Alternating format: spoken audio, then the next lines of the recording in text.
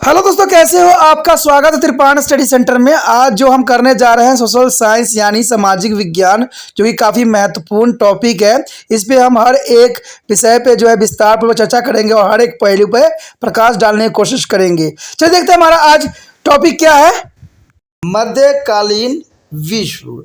आखिर मध्यकाल में विश्व की क्या परिस्थिति थी और किस प्रकार जो है मध्यकालीन में विश्व का जो क्या मतलब कंडीशन था। तो इसमें बहुत सी बातें हम जो यहाँ पर करेंगे और इसके जो है हर एक जो है बातों को हम आपके समक्ष रखेंगे, लेकिन आपको त्रिपाण स्टडी सेंटर के साथ बने रहना पड़ेगा। अब देखिए, यहाँ बात आता है मध्यकालीन विश्व के अंतर्गत मध्य युग में यूरोप। मध्य युग में आखिर यूरोप की कंडीशन कैसी थी, कैसी इसकी रहन सहन थी, कैसे इसकी व्यवस्था थी, तो इसी पर हम आप प्रकाश डालने जा रहे हैं। देखा जाए तो मध्यकाल के जो है मध्य युग भी कहते हैं, यानी मध्यकाल को हम फर्स्ट ऑफ ऑल मध्य युग भी कहते हैं, क्योंकि जैसा कि नाम से ही जाहिर है यह वह काल है जो प्राचीन काल के बाद और आधुनिक काल से पहले आता है। यानी प्राचीन काल के बाद और आधुनिक काल से पहले, यानी बीच का ये काल है, इसलिए इसको मध्य युग यूरोपियन कहा जाता है। लेकिन क्या यह उन सदियों का उचित चित्रण भी है? तो क्या ये चित्रण प्रस्तुत कर पाते हैं? क्या यह महज दो महान युगों के बीच फंसा एक मध्य युग है जिसकी अपनी कोई विशेषता नहीं है? तो ये बहुत बड़ा प्रश्न चिन्ह यहाँ उठ रहा है। क्या इसका अपना कोई अस्तित्व नहीं है? देखिए, कहते हैं कोई भी युग हो, चाहे पुरातन युग हो चाहे मॉडर्न युग हो, और मध्य युग की बात करें तो कहते हैं हर युग अपने आप में एक समूचा एहसास कराता है। ठीक है, कहते हैं अगर देखा जाए इस बात पर, अगर हम एनालाइज करें तो सचमुच ऐसा नहीं है। मध्यकाल मानव जो है समाज व क्रम विकास का एक महत्वपूर्ण चरण है, जिसका मध्यन उसकी अपनी विशेषता के लिए जाना जाना चाहिए। कहते हैं हर काल जो है अपनी विशेषताओं के लिए जाना जाना चाहिए, जो कि काफ़ी महत्वपूर्ण रहता है। सिर्फ यही बात नहीं है, मध्यकालीन की जो है उपलब्धियाँ या गौरव आधुनिक काल की दिशा में महत्वपूर्ण कदम भी है। देखिए, जो मध्यकाल में हुआ होगा वही उसका प्रभाव जो है आधुनिक युग में भी पड़ा होगा। जनरल सी बात है, जो कार्य आप आज करोगे, आज जैसा मेहनत करोगे, आपका आने वाला में जो आप अगर पेपर दोगे तो फल भी आपका उसी प्रकार से प्राप्त होगा। आप सोचिएगा कि यहाँ पर मैं मेहनत करूँ नहीं या मेरा फल अच्छा मिले, तो ये संभव नहीं रह जाता है। तो मध्य में जो कार्य किया जाता है उसका फल और उसका जो है प्रभाव फ्यूचर में दिखता है, यानी आने वाला समय में दिखता है। तो मध्यकालीन को हम यहाँ नकार नहीं सकते हैं। जो मध्यकालीन में हुआ वो मॉडल आधुनिक युग में देखने को जरूर मिला होगा। एक मायने में आधुनिकता की जड़ मध्यकालीन में ही हुआ है। देखिए, ये बात यहाँ पर सिंपल लैंग्वेज में बताया गया है कि कोई भी जो जड़ होती है, अगर हम बात करें आधुनिकता की तरफ जाए तो जो मध्यकाल में जो व्यतीत हुआ होगा जड़ तो वहीं से बना होगा ना। अगर जड़ कहते हैं पीछे अगर कमज़ोर हो तो आगे जो आगे पौधा बढ़ता है तो वो भी कमज़ोर होता है। मान लीजिए अगर स्टार्टिंग से आपने बच्चों को शिक्षा सही नहीं दिया तो क्या बाद में वो बेटर कर सकता है? संभव ही नहीं है। जब जड़ ही मजबूत नहीं होगा तो पेड़ खड़ा कैसे रह सकता है? तो ज्ञान का पेड़ कैसे खड़ा रह सकता है? तो यही बात यहाँ समझाने की कोशिश किया गया है कि जब मध्यकालीन ही की जड़ मजबूत नहीं होंगे तो कहते हैं आधुनिक की जड़ किस प्रकार मजबूत हो सकते हैं। आपको ये बात जो है दिलचस्प लगेगी कि मध्य युग का शब्द जो है यूरोपियों ने जो 17वीं सदी में गढ़ा, क्योंकि उन्होंने इसे प्राचीन यूनानी और रोमन कालिस्की के काल और उसमें जो है अपने आधुनिक काल के बीच के संकट को एक लंबे और अंधकारमय काल के रूप में देखा। तो ये बात आपके लिए काफ़ी दिलचस्प रहेगा कि मध्य युगम को जो है यूरोपियन वासियों ने जो है 17वीं शताब्दी में गढ़ा था, लेकिन मध्यकाल पूरे दुनिया के लिए अनिवार्य तो कोई संकट या अंधकारमय काल नहीं था। हर क्षेत्र में जो है इसकी विशेषता और इसके प्रकाश देखने को मिल जाता है, जो काफ़ी महत्वपूर्ण भी है।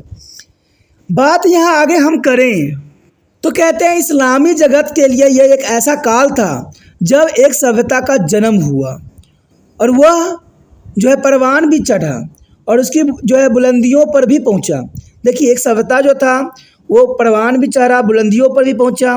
भारत में मध्यकाल में मेल जोल और संश्लेषण का युग था।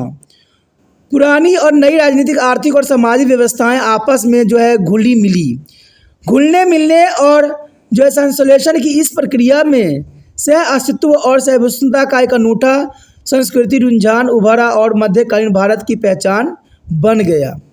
यूरोप में भी जो है तस्वीर इतनी सहन नहीं थी जितना कभी कभी समझा जाता था। बेशक वहाँ जो है मध्यकाल के शुरुआत में भौतिक और सांस्कृतिक उपलब्धियाँ थोड़ी कम जरूर हुई, लेकिन बाद में यूरोपवासियों ने अपने जीवन स्तर में काफ़ी सुधार किया और ये सुधार काफ़ी महत्वपूर्ण भी थी। उन्होंने ज्ञान विज्ञान की नई संस्थाएं और चिंतन की नई प्रणाली विकसित की, जो कि उस समय के लिए काफ़ी महत्वपूर्ण थी, और वो साहित्यिक एवं काल में बहुत उन्नत स्तर पर पहुँचे। दरअसल इस बात पे अगर हम देखें तो उस समय जो नए विचार उभर कर आए, उन्होंने न सिर्फ यूरोप को रूपांतरित किया बल्कि बाद में शेष दुनिया को भी काफ़ी प्रभावित किया। कहते हैं अगर एक राज्य देश प्रभावित होता है तो उसका प्रभाव दूसरे देश पे भी पड़ेगा, इसमें जर्नल सी बात है। आपने देखा होगा कोरोना वायरस का प्रभाव वुहान के शहरों में हुई, लेकिन इसका प्रभाव देखा जाए तो पूरे विश्व में जो है देखना भी पड़ा और इसको जो है सहन भी करना पड़ा। तो कहते हैं अगर एक राज्य में एक देश में कुछ गलती होती है तो उसका प्रभाव हर एक देश हर एक राज्य में भी वो देखने को मिलेगा। जैसे अगर आपको अभी लग रहा होगा जैसे यूक्रेन के भी युद्ध चल रहे हैं तो इसका प्रभाव ये नहीं सोचिएगा सिर्फ वहीं पे पड़ेगा। कहते हैं इसका वातावरण पे तो प्रभाव हो ही रहा है, जो पूरे विश्व को आने वाला समय में जो है तराई तराई करने के लिए पर्याप्त रहेगा। कहते हैं वहाँ के जो लोग हैं न समझ रहे हैं न सोच रहे हैं और पूरे विश्व को जो है तहस नहस करने में लगे हुए हैं। तो इसका प्रभाव सिर्फ उन देशों पे नहीं देखने को मिलेगा, हर एक देश पे जो है प्रभाव बखूबी देखने को मिल जाएगा। आइए मध्यकाल के नाम से जाने जाने वाले इस काल में दुनिया के विभिन्न हिस्सों में हुए रोचक परिवर्तनों के बारे में जो है हम विस्तार पूर्वक आगे चर्चा करेंगे, जो कि काफ़ी महत्वपूर्ण रहने वाला है। हमने पिछले पाठ में रोमन साम्राज्य की ताकत और महानता के बारे में पढ़ा है। अगर आपने जो है इसका पहला टॉपिक नहीं देखा है पीछे वाला तो देख लेना, उसमें हमने जो है रोमन साम्राज्य के विषय में जो है प्रकाश डाला था और उसमें हर बात समझने की कोशिश किया था, तो वो काफ़ी महत्वपूर्ण रहेगा आपके लिए वीडियो जो पुराना है। ठीक है, इसमें के बीच में रोमन साम्राज्य पश्चिमी और पूर्वी क्षेत्र में बंट चुका था। ये काफ़ी ज़रूरी है कि रोमन साम्राज्य जो था पश्चिमी और पूर्वी क्षेत्रों में बटा था, जो कि काफ़ी महत्वपूर्ण था। पश्चिमी प्रांतों में राजधानी रोम था, जबकि जो है कुस्तुनिया जो है पूर्वी प्रांतों की राजधानी बनी, यानी कुस्तुनतुनिया जो थी जो है पूर्वी प्रांतों की राजधानी बन बैठी। और रोमन सम्राट कास्टोस्टाइन ने जो है 330 ईस्वी में जो है बेजेंतिया के पुराने यूनानी शहर में पूर्वी क्षेत्र की नई राजधानी स्थापित करने में सफल हो गया। नई राजधानी उसके नाम पर जो है कुस्तुनतुनिया के रूप में जानी गई, यानी आगे चल के जो है कुस्तुनतुनिया के नाम से जानी गई पूरे विश्व में। और पश्चिमी हिस्सों में साम्राज्य के पतन के करीब 1000 साल बाद के पूर्वी हिस्सों में रोमन साम्राज्य टिका रहा। कहते हैं 1000 साल तक रोमन साम्राज्य को टिका रहना काफ़ी महत्वता की ओर इशारा करता है। और यह पूर्वी रोमन साम्राज्य और जो बेजतांतिया साम्राज्य के नाम से भी जाना गया, तो ये काफ़ी महत्व रखता है। जो ये देखिए कि रोम साम्राज्य या इसको हमने जो है बेजतिया के नाम से भी जाना गया। और ऐसे समय में जब पश्चिमी यूरोप अपेक्षाकृत बिछड़ी हुई थी स्थिति में था, यानी उस समय जो है पश्चिमी यूरोपिया बिल्कुल ही पिछड़ी हुई स्थिति में थी और यूनानी भाषी लोगों के जो है पूर्वी सभ्यता आर्थिक संस्कृति जीवन में बहुत बुलंदी पर पहुंच गई थी। गात और मंडल जो है विशागात आड़ और फ्रैंकलिन जैसे विभिन्न जर्मनिक कबीलों के जो है हमले के बाद पश्चिमी में रोमन साम्राज्य ढह सा गया था और 476 ईस्वी में रोमन साम्राज्य का जो है तख्ता पलटकर इस जो है हमलावरों ने अपने अलग अलग उत्तरवर्ती यानी संश्लेषण राज्य स्थापित कर लिए, जो कि काफ़ी महत्वपूर्ण था। इसमें तो यही प्रश्न सबसे पहले उठता है, क्या इन तमाम राजनीतिक उथल से जटिल परिवर्तन आए? कहते हैं जो ये उथल पुथल हुई, क्या इसमें राजनीतिक परिवर्तन देखने को मिला? क्या रोमनों ने जो राजनीतिक और आर्थिक व्यवस्था बनाई थी वो पूरी तरह से लुप्त हो गई थी? ये बहुत बड़ा प्रश्न है। तो इसमें हम देखें तो नई जर्मनी शासक पुरानी जो है व्यवस्थाओं की जगह अपनी जो है व्यवस्थाएं नहीं लाए। दरअसल इसमें एक बात थी कि रोमन और जर्मनिक समाज एक दूसरे के संपर्क में आए और एक दूसरे में जो है घुल मिल सी गए। कहते हैं जब दो संस्कृति आते हैं आमने सामने तो वो दोनों एक दूसरे से घुल मिल जाते हैं और कई संस्कृतियां जो है एक दूसरे के अपना भी लेते हैं, तो ये आम बात थी। और इसके और उस समय की राजनीतिक और आर्थिक स्थितियों के कारण जो यूरोप एक नई किस्म के समाज को जन्म हुआ। कहते हैं अगर दो संस्कृति आपस में मिलती है तो एक नई समाज का जो है जन्म होता है। और इस समाज की संस्थाएं और व्यवस्थाएं रोमन जर्मनिक दोनों से काफ़ी भिन्न थी। और इस समाज की सबसे महत्वपूर्ण संस्था जो थी संतनवाद थी। समानतावाद जो कि सामाजिक, राजनीतिक और आर्थिक संगठनों की पूरी तरह बदल दिए थे। आइए देखें कैसे पद्धति विकसित हुई, इनकी विशेषता क्या थी। देखिए यहाँ पर जो हमारे समक्ष आया है समानतावाद।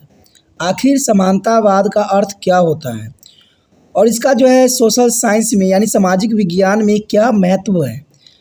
देखा जाए तो हम पुरातन समय के जो है विश्व इतिहास कर रहे हैं जो कि काफ़ी महत्वपूर्ण है। अगर हम उसके अंतर्गत देखें समानतावाद को, तो समानतावाद जो यहाँ पर आता है राजनीतिक में सैन्य, सामाजिक और आर्थिक पहलू। तो इसके जो है हम सभी पहलुओं पर विस्तार पूर्वक चर्चा करेंगे और चर्चा करने के लिए आपको बने रहना पड़ेगा त्रिपाण स्टडी सेंटर के साथ। तो देखा जाए समानतावाद राजनीतिक, सैन्य और सामाजिक आर्थिक पहलू के अंतर्गत आता है। पश्चिम में रोम साम्राज्य के जो है विघटन के बाद जर्मनी लोगों ने जो है पर्वतीय राज्यों की हद तक जो है राजनीतिक स्थिरता कायम की। कहते हैं एक सभ्यता अगर विघटन होती है तो दूसरा सभ्यता भी जन्म ले लेती है। ऐसा ही यहाँ पर हुआ। रोम साम्राज्य विघटन के बाद जो है जर्मनी साम्राज्य ने जो है अपना जो है स्थिरता को कायम रखा। दरअसल इसमें से एक राज्य तो एक महान राजा शार्लमेन के काल में एक बड़ा सा साम्राज्य स्थापित कर लिया था।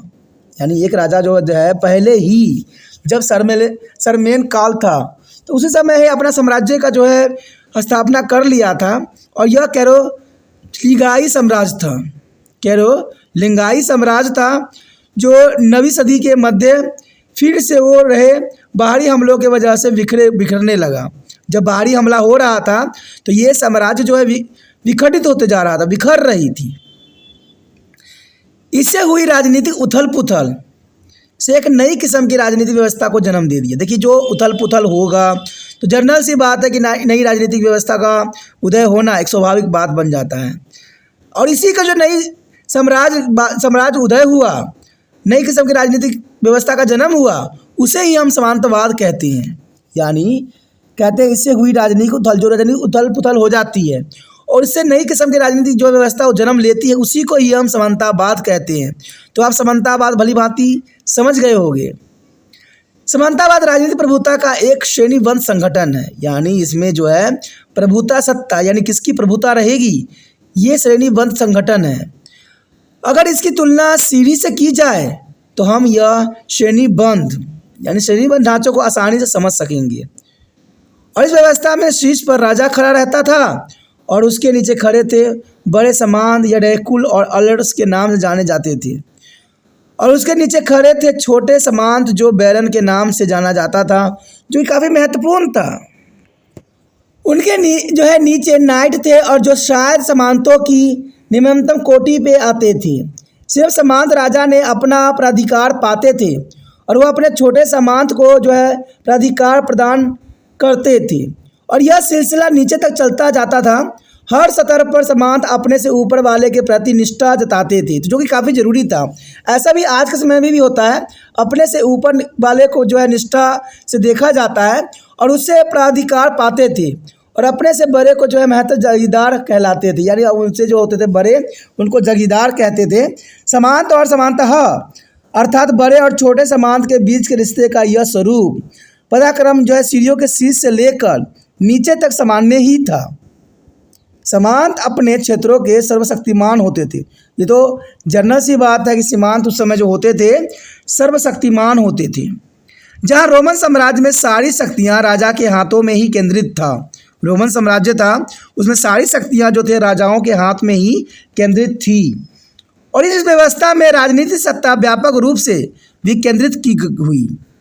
और नए सामाजिक राजनीतिक ढांचों की एक अनूठी विशेषता यह थी कि सामंत और महंत के बीच का संबंध निजी प्राकृतिक का था। यानी निजी प्राकृतिक का था, जो कि काफ़ी महत्वपूर्ण रखता है बात। सामंत और उसके जो है मतहत के बीच रिश्ता बनाने के लिए एक लंबा चौड़ा अनुष्ठान होता था। और इस अनुष्ठान में जो है मतहत जागीरदार जो है जिंदगी भर सामंत की सेवा करने की जो है कसमें भी खाता था, जो कि ज़रूरी था। कहते हैं इस समय जागीरदार जिंदगी भर जो होता था महतात के यानी सामंत की सेवा करने के लिए वचनबद्ध होता था। और इसके साथ वह सामंत का संरक्षण कबूल भी करता था, यानी संरक्षण जो है सामंत किया करता था। ठीक है, तो कहते हैं संरक्षण महत्वपूर्ण था क्योंकि यह उथल पुथल और अस्थिरता का दौर उस समय चालू था। संरक्षण के बदले मातहत जागीरदार को अपने सामंत को कई तरह की सेवाएं देनी भी पड़ती थी जो कि जरूरी थी। इसमें से मुख्य सैनिक सेवा शामिल थी, यानी सैनिक की जो है शक्तियां उनको दी जाती थी और इसके तहत सामंत को जब भी जरूरत पड़ती थी मातहत को उसको एक खास संख्या में सैनिक की आपूर्ति करनी होती थी। यानी जब भी जरूरत पड़ता था सैनिक की आपूर्ति करना उसका स्वाभाविक बात था और इसके बदले में सामंत उसे अनुदान देता था जो आमतौर पर महता और उसके सैनिक के भरण पोषण के लिए जमीनें होती थी। और इस तरह के अनुदान को जो है फीव या यूडम्स कहते थे, यानी जो अनुदान देते थे भरण पोषण के लिए सैनिकों की, उसको जो है साधारण शब्दों में यानी उनके सब लैंग्वेज में जो है फीफ या यूडम्स कहते थे। और इसी से यूडिलिस यानी समानतावाद शब्द विकसित हुआ, यानी यूडिलिस से ही समानतावाद शब्द जो है उत्पत्ति हुआ। और ये समानतावाद को जो है सैन्य पहलू भी है। सामंत अपने इलाकों में सशस्त्र समर्थक गोलबंद किया करते थे जो कि सीधे निजी तौर पर उसके वफादार होते थे और इस सख्त सेना बल के साथ जरूरत पड़ने पर वह अपने से उच्च सामंत को सैन्य समर्थन भी दिया करते थे जो कि जरूरी था। और इस बल के कारण जो है सामंत अपने इलाकों के पूर्व मालिक बन बैठे थे, यानी सामंत जो होते थे अपने इलाकों में मालिक थे और राज्य भी उन्हें चुनौती नहीं दे सकता था। तो ये काफ़ी महत्वपूर्ण था और ये बात आपको इस पिक्चर को देख के भी भली भांति समझ में आ जाएगा जो हमारा अगला जो है रिप्रेजेंट है।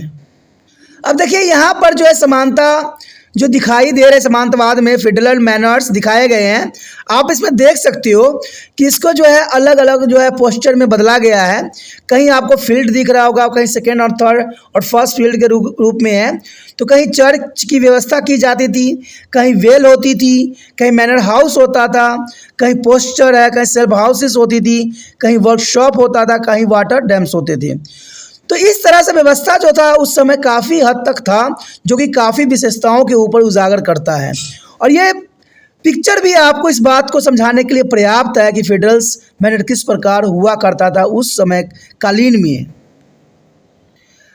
मध्यकालीन यूरोप की जो है अर्थव्यवस्था बुनियादी रूप से कृषि पर आधारित थी। ये बहुत काफ़ी महत्वपूर्ण बात है कि मध्यकालीन यूरोप की जो अर्थव्यवस्था थी बुनियादी तौर पे देखा जाए तो ये कृषि पर ही आधारित थी।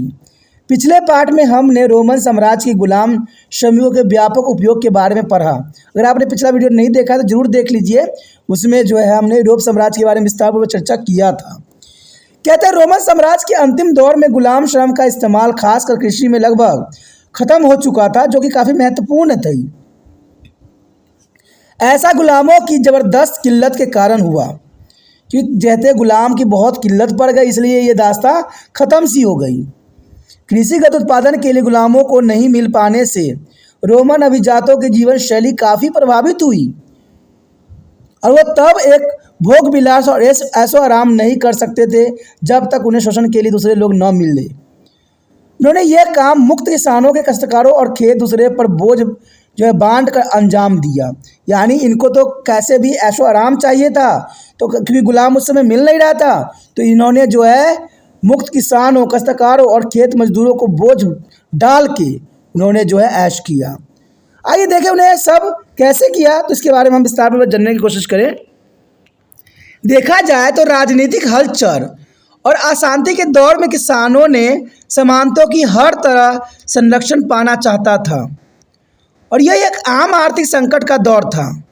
आम आर्थिक संकट का दौर था और मुक्त किसानों के पास आम तौर पर कम संसाधन थे। उनके पास अपने खेत नहीं थे और न ही खेती बाड़ी के औजार थे। ये काफ़ी महत्वपूर्ण है कि उस समय बेशक ही किसान हुआ करते थे और किसान के पास आमतौर पर कम संसाधन हुआ करते थे। उनके लिए तो खेती बाड़ी करने के लिए औजार भी पर्याप्त मात्रा में नहीं होती थी और वो बीज खरीदने की स्थिति में भी नहीं थे। और इस सब के लिए संरक्षण पाने के लिए मुक्त किसानों के सामंतों की तरफ रुख करना ही पड़ता था और उन्होंने सामंतों के पास अपनी आज़ादी गिरवी रख दी। जैसे कई फिल्मों में भी आपने देखा होगा। और ज़मीन के बंद गए बाद में ऐसे कानून प्रावधान किए गए जो किसानों के ज़मीन से हटने या सामंतों को छोड़कर कहीं और जाने से रोकते थे। जब जर्मनिक कबीले रोमन साम्राज्य के संपर्क में आए तो उनके अभिजातों ने अपने कबीलों के किसानों को भी इसी हैसियत में पहुंचा दिया। और उसके बाद जब भी मुक्त किसानों ने शक्तिशाली रोमन भूस्वामित्व या जर्मनिक सरदारों संरक्षण मांगा, जिन्होंने अपनी आज़ादी खोनी पड़ी। तो इस प्रकार जो है जर्मनी की ये दशा हुई। इसमें किसान जो थे प्रमुख थे। किसानों की आज़ादी खत्म होने की इस प्रक्रिया के साथ साथ स्थानीय स्तर पर सामंतों, योद्धाओं और सरदारों और जर्मनिक सरदारों की राजनीतिक और आर्थिक ताकत भी बढ़ती गई। कहते हैं ये काफ़ी महत्वपूर्ण बात थी कि किसानों की आज़ादी खत्म होने से जो है उस समय जर्मनिक सरदारों की राजनीतिक और आर्थिक ताकत काफ़ी सब बढ़ा सा दिया। और स्थिति जो थी, कहते हैं मेज या मजबूत और केंद्रीकृत राज्य का बावजूद नहीं था।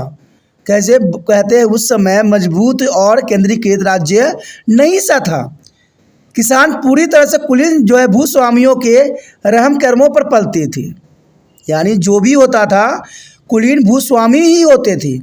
जैसे कि हम पहले ही देख चुके हैं, इन प्रांतों के पास सख्त शक्ति भी थी और वो इसका इस्तेमाल किसानों के धमकाने सताने में किया करते थे हर समय। इसके अतिरिक्त उनके पास असीम राजनीतिक और न्यायिक अधिकार भी हुआ करती थी और वो इनका इस्तेमाल किसानों को झुकाने और अपने ऊपर आश्रित करने में करते थे। कहते हैं उस समय किसानों की दशा बहुत ही दयनीय हो गई थी और ज़मीन से बंधे और प्रांतों को पूरी तरह अधीन मध्यकालीन यूरोप को इस आश्रित किसानों के जो है भूदास कहा जाता था। यानी वो किसान जो होते थे भू के दास हो जाते थे। और ये सब कब होता था? मध्यकालीन यूरोप के समय। इस काल की अर्थव्यवस्था बहुत हद तक जो है सीमांतों के हाथों में जो है भूदास के शोषण पर आधारित थी और इस काल के दौरान संपत्ति का एक बड़ा हिस्सा शोषण के जरिए सुशोधित किया गया था।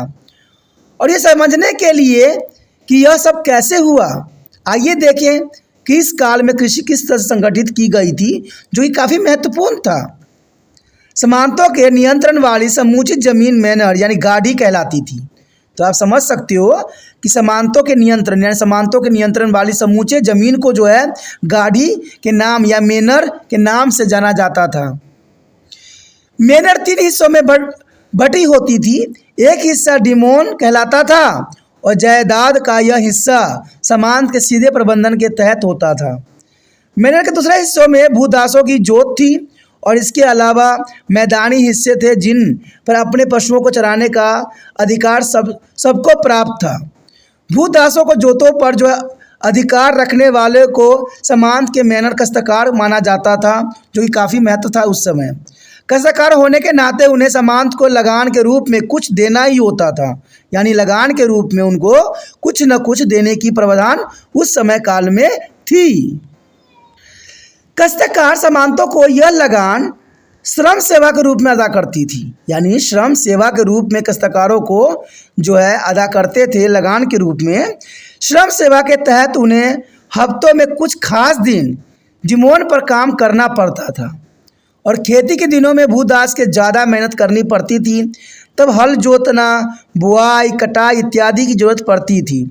और इस तरह की जो है अवैतनिक सेवाओं में भवन निर्माण, ईंधन के लिए लकड़ियां काटने जैसे कष्ट साध्य काम भी शामिल थे। देखिए उस समय लगान के रूप में जो थे वो लोग भवन निर्माण भी कहते थे, ईंधन के लिए लकड़ियां काटते थे। तो ये सारे उस समय ये प्रावधान बन गई थी किसानों के लिए।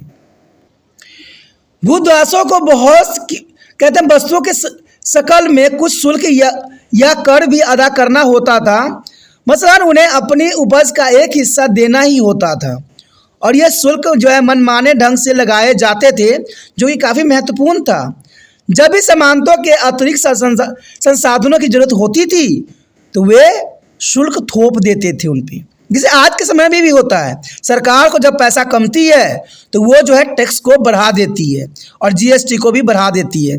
तो कहते हैं पुराने समय में यही प्रावधान थी और आज भी वही प्रावधान है कि अगर संसाधनों की जरूरत होती थी तो ये शुल्क जो है आम जनता पे थोप देती थी। सामंत अप्रत्यक्ष रूप से भी किसानों का शोषण करते थे। कहते हैं किसानों का शोषण हर काल में होता है और होता ही रहेगा, क्योंकि प्रशासन नहीं सुधरती है इस पे। देखा जाए तो मनोहर एक आत्मनिर्भर आर्थिक इकाई थी और इसका मतलब था कि रोज़मर्रा की ज़रूरतों को करीब करीब तमाम चीज़ों का यहाँ उत्पादन और उपभोग होता था। यानी देखा जाए रोज़मर्रा के जितने भी ज़रूरतें थी सारे उपभोग इसी क्षेत्र में होती थी और इस सबके लिए वहाँ विभिन्न सुविधाएं भी होती थी। मसलन लोहे के सामान बनाने के लिए भट्टी, गेहूं पीसने के लिए चक्की, रोटी बनाने के लिए तंदूर और शराब बनाने के लिए अंगूर पेरने के कहलू मौजूद होते थे। और यह सब सामान की मिलकत होते थे। किसानों को उन उपकरणों और मशीनों के इस्तेमाल के लिए मजबूर भी किया जाता था। सामान उसका शुल्क मनमाने ढंग से तय करते थे, क्योंकि उन्हीं का राज चलता था और वो जैसे मर्जी उनसे शुल्क वसूल लिया करते थे। तो ये काफ़ी दयनीय स्थिति उस समय किसानों की थी और आम लोगों की थी। यदि बात यहाँ हम करें अगले पॉइंट का, जिसमें सीमांतीय अर्थव्यवस्था में परिवर्तन और खुशहाली और संकट। देखिए सीमांतीय अर्थव्यवस्था में क्या परिवर्तन आया, आखिर वहाँ के लोग खुशहाल कैसे हुआ और संकट किस प्रकार की पैदा हुई, तो इसके विषय में हम चर्चा करेंगे। इसके लिए आपको त्रिपाण सेंटर के साथ बने रहना पड़ेगा। देखा जाए यहाँ पर हमने अभी सीमांतीय व्यवस्था के विभिन्न पहलुओं का अध्ययन भी किया और जानने की कोशिश भी किया। क्या समूचे मध्यकाल के दौरान यह प्रणाली जस के तहत ही रही? नहीं, ऐसा नहीं हुआ। सीमांतीय व्यवस्था में खुशहाली और संकट रुझान रहे, दोनों का ही कहते बराबर बराबर अधिकार थे। अगर इस बात को हम आगे विस्तृत जानने की कोशिश करें तो आपको ये भली बात समझ में होगा। रोमन साम्राज्य के पतन के बाद की कुछ सदियों के दौरान आर्थिक जीवन स्तर निम्न था। यानी रोमन साम्राज्य के पतन के बाद देखा जाए तो सदियों के दौर में आर्थिक जीवन स्तर काफ़ी निम्न हो गया था। और हम पहले ही जानते हैं कि राजनीतिक परिवर्तन और अशांति का दौर था। राजनीतिक परिवर्तन देखने को मिला और अशांति का दौर इस समय चल रही थी। और इस दौर की कुछ विशेषताओं में नगर जीवन, व्यापार और मुद्रा विनिमय में गिरावट शामिल थी। यानी पैसों के लेना देना होता है उसमें काफ़ी गिरावट देखने को मिला। रोमन काल में कुछ शहर टिके रहे।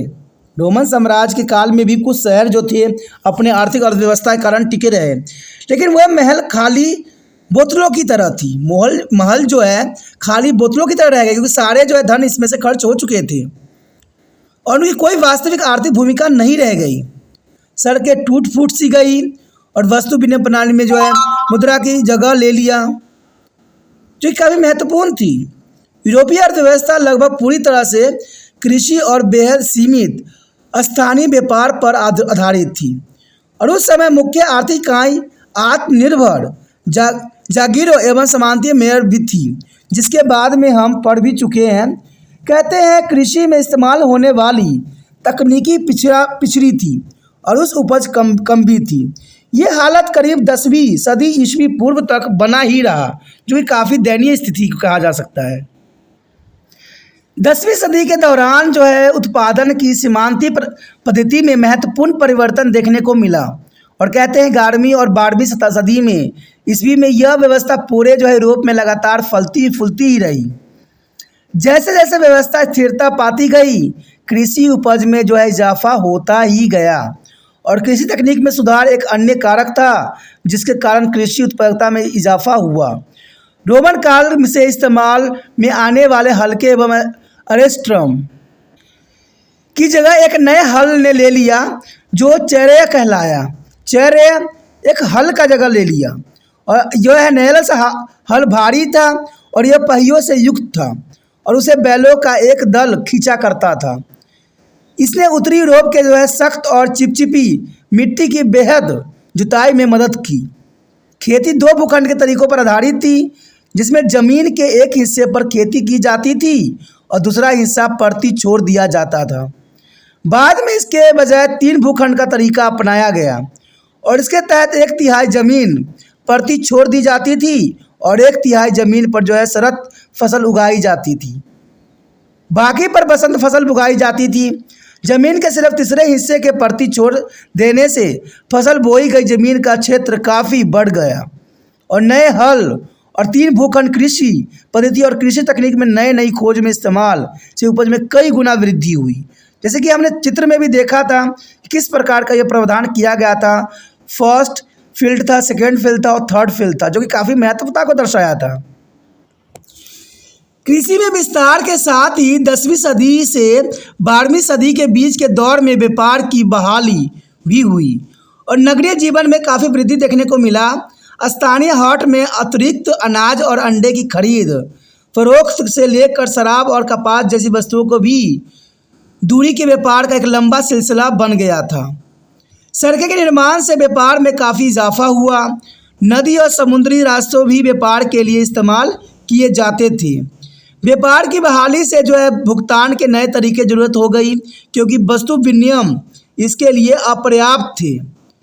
नतीजतन लगभग 400 साल बाद मुद्रा व्यवस्था का दौर फिर से लौट आया और साथ ही शहरों का बड़ा तेज विकास भी देखने को मिला।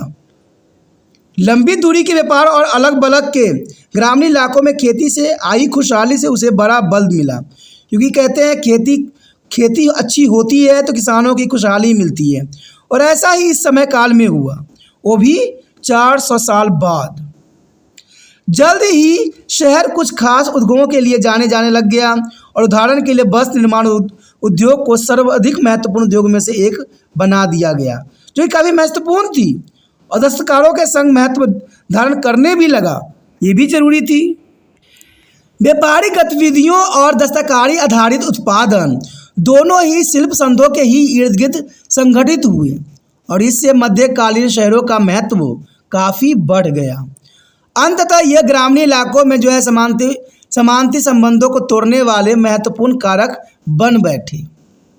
आर्थिक प्रगति का ये रुझान 12वीं सदी के अंत तक अपनी चरम सीमा पर पहुंच गया और 13वीं सदी तक जो समानती व्यवस्था में उल्लेखनीय परिवर्तन देखा जा सकते थे, जिसने प्रगति की प्रक्रिया उलट सी दी थी। आर्थिक प्रगति और खुशहाली के काल के चलते आबादी बढ़ी और इसका मतलब हुआ कि समानतों के लिए श्रम की आपूर्ति में काफ़ी बढ़ोतरी देखी जा सकती है। इसलिए समानतों ने उन डिमोन को अब बनाए रखना जरूरी नहीं समझा, क्योंकि डिमोन उस समय बहुत काफ़ी महत्वपूर्ण था और मेनर को अब डिमोन के एक बड़े हिस्से को छोटी छोटी जोतों में बांट दिया गया और किसान के भारे पर दे दिया गया, क्योंकि ये जोतें बहुत छोटी थी और पहले डिमोन के विशाल भूखंड में इस्तेमाल होने वाली प्रौद्योगिकी का अब वहाँ जो है उपभोग संभव नहीं था। साथ ही बड़ी संख्या में श्रमिकों को मौजूद होने के चलते श्रम शक्ति बचाने वाले प्रौद्योगिकी को इस्तेमाल करने वाले कुछेकर ही थे। इसके साथ ही क्योंकि डिमोन ख़त्म हो चुके थे और किसानों से श्रम सेवा वसूलने का तरीका भी ख़त्म हो गया, इसलिए समानता अब जो है श्रम सेवा के बजाय मुद्रा या जिन समानती लगान की मांग करने लगे, क्योंकि ये इसमें कहते हैं जब मुद्रा की जो है स्थिति बदली तो ये सारे कुछ बदल सा गया। कहते हैं मुद्रा आधारित अर्थव्यवस्था शहरी केंद्र और व्यापार में काफ़ी वृद्धि कर दिया और इससे विकास भी काफ़ी बढ़ गया। श्रम सेवा में गिरावट और कृषि में प्रौद्योगिकी की गतिरुद्धता ने एक अन्य कारकों के साथ मिलकर कृषि उपज में ज़बरदस्त गिरावट ला दी। अनाज की किल्लत और अकाल की सिलसिला शुरू हो गया इस समय, और सबसे बड़ा बात तो ये था कि प्लग की महामारी का प्रकोप भी टूट पड़ा। कहते प्लग के कारण न जाने कितने जीवन जो उस समय तहस नहस हो गए और इस सब के कारण अर्थव्यवस्था में एक साथ गिरावट आ गई। लेकिन यूरोपीय समाज 10वीं सदी ईसा पूर्व से पहले और इस संकट से उबर भी गया, जो जरूरी था। कहते हैं ये बहुत काफ़ी महत्वपूर्ण काल था जिस समय ये सारी घटनाएं घटी और अर्थव्यवस्था को जो है तोड़ कर रख दिया। कहते हमारे पास अब कुछ जानकारी हो गई कि मध्यकालीन यूरोप में लोग किन परिस्थितियों में रहे थे और हम कई सदियों के एक कालखंड में उन स्थितियों में होने वाले परिवर्तन को भी रेखांकित कर पाए हैं। भौगोलिक स्थिति में हुई परिवर्तन ने मध्यकालीन यूरोप में समाज और संस्कृति को किस तरह प्रभावित किया, इस बात को भी हम भलीभांति देख चुके हैं। 10वीं सदी से पहले के काल के आर्थिक जीवन के जो है अपेक्षाकृत निम्न स्तर को देखते हुए हमें यह जानकर आश्चर्य नहीं होना चाहिए कि यह ज्ञान विज्ञान कला के लिए अच्छा दौर भी नहीं था। कहते जब जीवन व्यवस्था अच्छी नहीं थी तो विज्ञान और कला कैसे अच्छी हो सकती है। और इस दौरान शिक्षा का जो है चुनिंदा लोगों का ही विशेष अधिकार बना रहा, यानी शिक्षा भी थी कुछ ही आम ही बंदों में विकसित थी। आम लोगों की कई औपचारिक शिक्षा नहीं दी जाती थी। जो आम गरीब होते थे उनको जो औपचारिक शिक्षा देने का प्रावधान उस समय बखूबी नहीं था। कुलीनों का ज़्यादातर सदस्य एक तक अशिक्षित थे। कुलीन जितने भी थे ज़्यादातर सदस्य अशिक्षित ही हुआ करते थे। सिर्फ पुरोहित वर्ग के सदस्यों को थोड़ी शिक्षा मिलती थी और ये थोड़ी शिक्षा भी बड़ी संक्रिय प्रकृति की थी और यह ज़्यादातर तोतारटन पर आधारित थी और उसे तर्क वितर्क और विवेक की गुंजाइश भी नहीं थी, जो कि काफ़ी महत्वपूर्ण था। तो देखा जाए उस समय जो है तोता बना दिया था, रटा दिया था, चीज़ों के तर्क वितर्क उस समय विवेक से नहीं बनाया गया था। सीखने की पूरी प्रक्रिया पर धर्म का अस्तित्व था। स्वाभाविक है कि ऐसी स्थिति में जो है विज्ञान में मुश्किल से कोई विकास हो सका। पुण्य उत्थान के कुछ प्रयास हुए जरूर, लेकिन उसमें भी कोई वास्तविक वैदिक सृजनात्मक नहीं देख पाया गया। बहरहाल उसका एक फ़ायदा यह भी हुआ कि पुरोहितों और जो है मठाधीश जमात के सदस्यों को इतनी शिक्षा मिल गई कि वो रोमन साम्राज्य की कुछ महत्वपूर्ण कृतियों की नकल कर सके और उसका संरक्षण कर सके। इसमें कम से कम शिक्षा दीक्षा के उस दौर के आधार का काम किया जो 11वीं और 12वीं सदी में शुरू भी हुआ, जो कि काफ़ी ज़रूरी था। साक्षरता के निम्न स्तर के कारण इस काल में साहित्य के क्षेत्र में कोई ज़्यादा उल्लेखनीय कार्य नहीं हुआ और यही बात कला के क्षेत्र में भी रही। बहरहाल इस दौरान पांडुलिपियों के चित्रण और आंकड़न की एक अनूठी शैली विकसित हो गई और कुल मिलाकर यह कहा जा सकता है कि इसके दौर में अभिजात वर्ग के कुछ लोगों को छोड़कर पूरे यूरोप में लोग जो है भूखमरी की स्थिति में रह गए। तो ये कहते हैं बहुत जो है बुरा स्थिति था इस समय। संस्कृति उपलब्धियों कम और जो है छूट फूट ही थी, यानी देखिए संस्कृति का भी यहाँ पर लुप्त हो गया। यूरोपीय सभ्यता पड़ोस के बेजानटाइन सभ्यता और इस्लामी सभ्यता की तुलना में बेहद बिछड़ सी गई। दरअसल 10वीं सदी के एक अरब भूगोल शास्त्री ने उन्हें जो स्थूल प्राकृतिक अप्रिय तौर तरीके और निम्न वृद्धि वाले लोगों की संज्ञा भी दी थी। कहते हैं इस समय बहुत ही दयनीय स्थिति हो गई थी आम इंसानों की। 10वीं सदी के बाद से आए खुशहाली और वह शांति के दौर ने इस काल के संस्कृति जीवन में काफ़ी परिवर्तन ला दिया। लेकिन देखा जाए तो 10वीं सदी जो थी काफ़ी महत्वपूर्ण परिवर्तन का समय काल था और इस दौर में प्राथमिक शिक्षा का प्रसार भी हुआ। कहते हैं विश्वविद्यालय की स्थापना हुई और उसका विस्तार भी बहुत काफ़ी हुआ। कलिसों की ज्ञान और साथ इस्लामी सभ्यता से ज्ञान और दर्शन के क्षेत्र में प्रगति भी देखने को मिला और यह वैदिक विकास की दिशा में एक महत्वपूर्ण कदम भी था जो आधुनिक काल में अपने उत्कृष्ट पर पहुंचा। चर्च ने जो है शिक्षा पर अपना एकाधिकार खो दिया और ज्ञान एवं विद्या क्रमश जो है धर्मनिरपेक्ष होती गई। पहले ज्ञान और शिक्षा तर्क वितर्क और विवेक से पूरी तरह कटी हुई थी। अब इस दौर में आलोचनात्मक अध्ययन का एक सिलसिला जो है धीरे धीरे शुरू हुआ। महिलाएं भी अब शिक्षा पाने लगी, लेकिन उनका संख्या बहुत ही कम थी। देखा जाए तो यहाँ पर जो हमारा टॉपिक आया है मध्यकाल में अरब सभ्यता, तो मध्यकाल में अरब सभ्यता की क्या विशेषता थी और ये किस प्रकार जो है अपना जीवन यापन करते हैं, तो ये सारी बातों पर जो है हम यहाँ प्रकाश डालेंगे और जानने की कोशिश करेंगे कि मध्यकाल में अरब सभ्यता की क्या जो है सिस्टम थी और क्या उसका पोजीशन था। देखिए बात अगर हम करें मध्यकाल में अरब सभ्यता, तो कहते हैं मध्यकाल में अरब में एक शानदार सभ्यता का उदय हुआ। ये बहुत शानदार थी और इसके उदय कारण वहाँ इस्लाम का जन्म होना था, क्योंकि साथ में इस्लाम का भी जन्म हुआ, क्योंकि अरब है और अरब साइड जो इस्लाम का ही एक घर माना जाता है। इसने न सिर्फ पश्चिमी एशिया बल्कि यूरोप, अफ्रीका, भारत समेत ऐसे दूसरे हिस्सों को भी काफ़ी प्रभावित किया।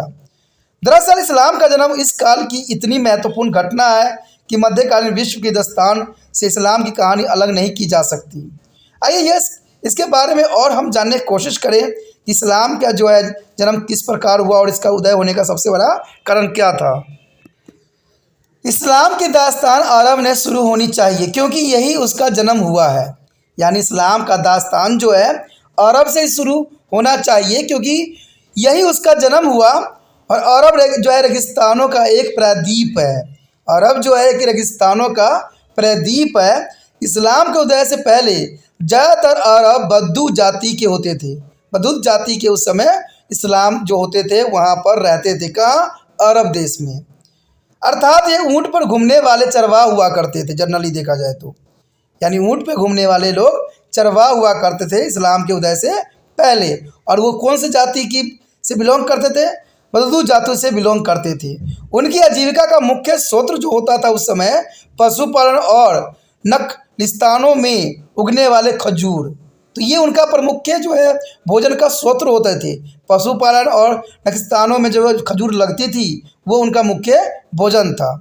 कहते हैं शिल्प उत्पादन काफ़ी सीमित था और व्यापार भी उनकी बहुत धीमी होती थी, और शहरीकरण तो देखा जाए बहुत ही कम था, यानी शहरीकरण उस समय बिल्कुल न के बराबर ही हुआ करता था। 6वीं शताब्दी के उत्तरार्ध में लंबी दूरी का व्यापार करने वाले कारवाओं के दास्तानों में परिवर्तन के बाद अरब अर्थव्यवस्था में थोड़ी तेजी आई।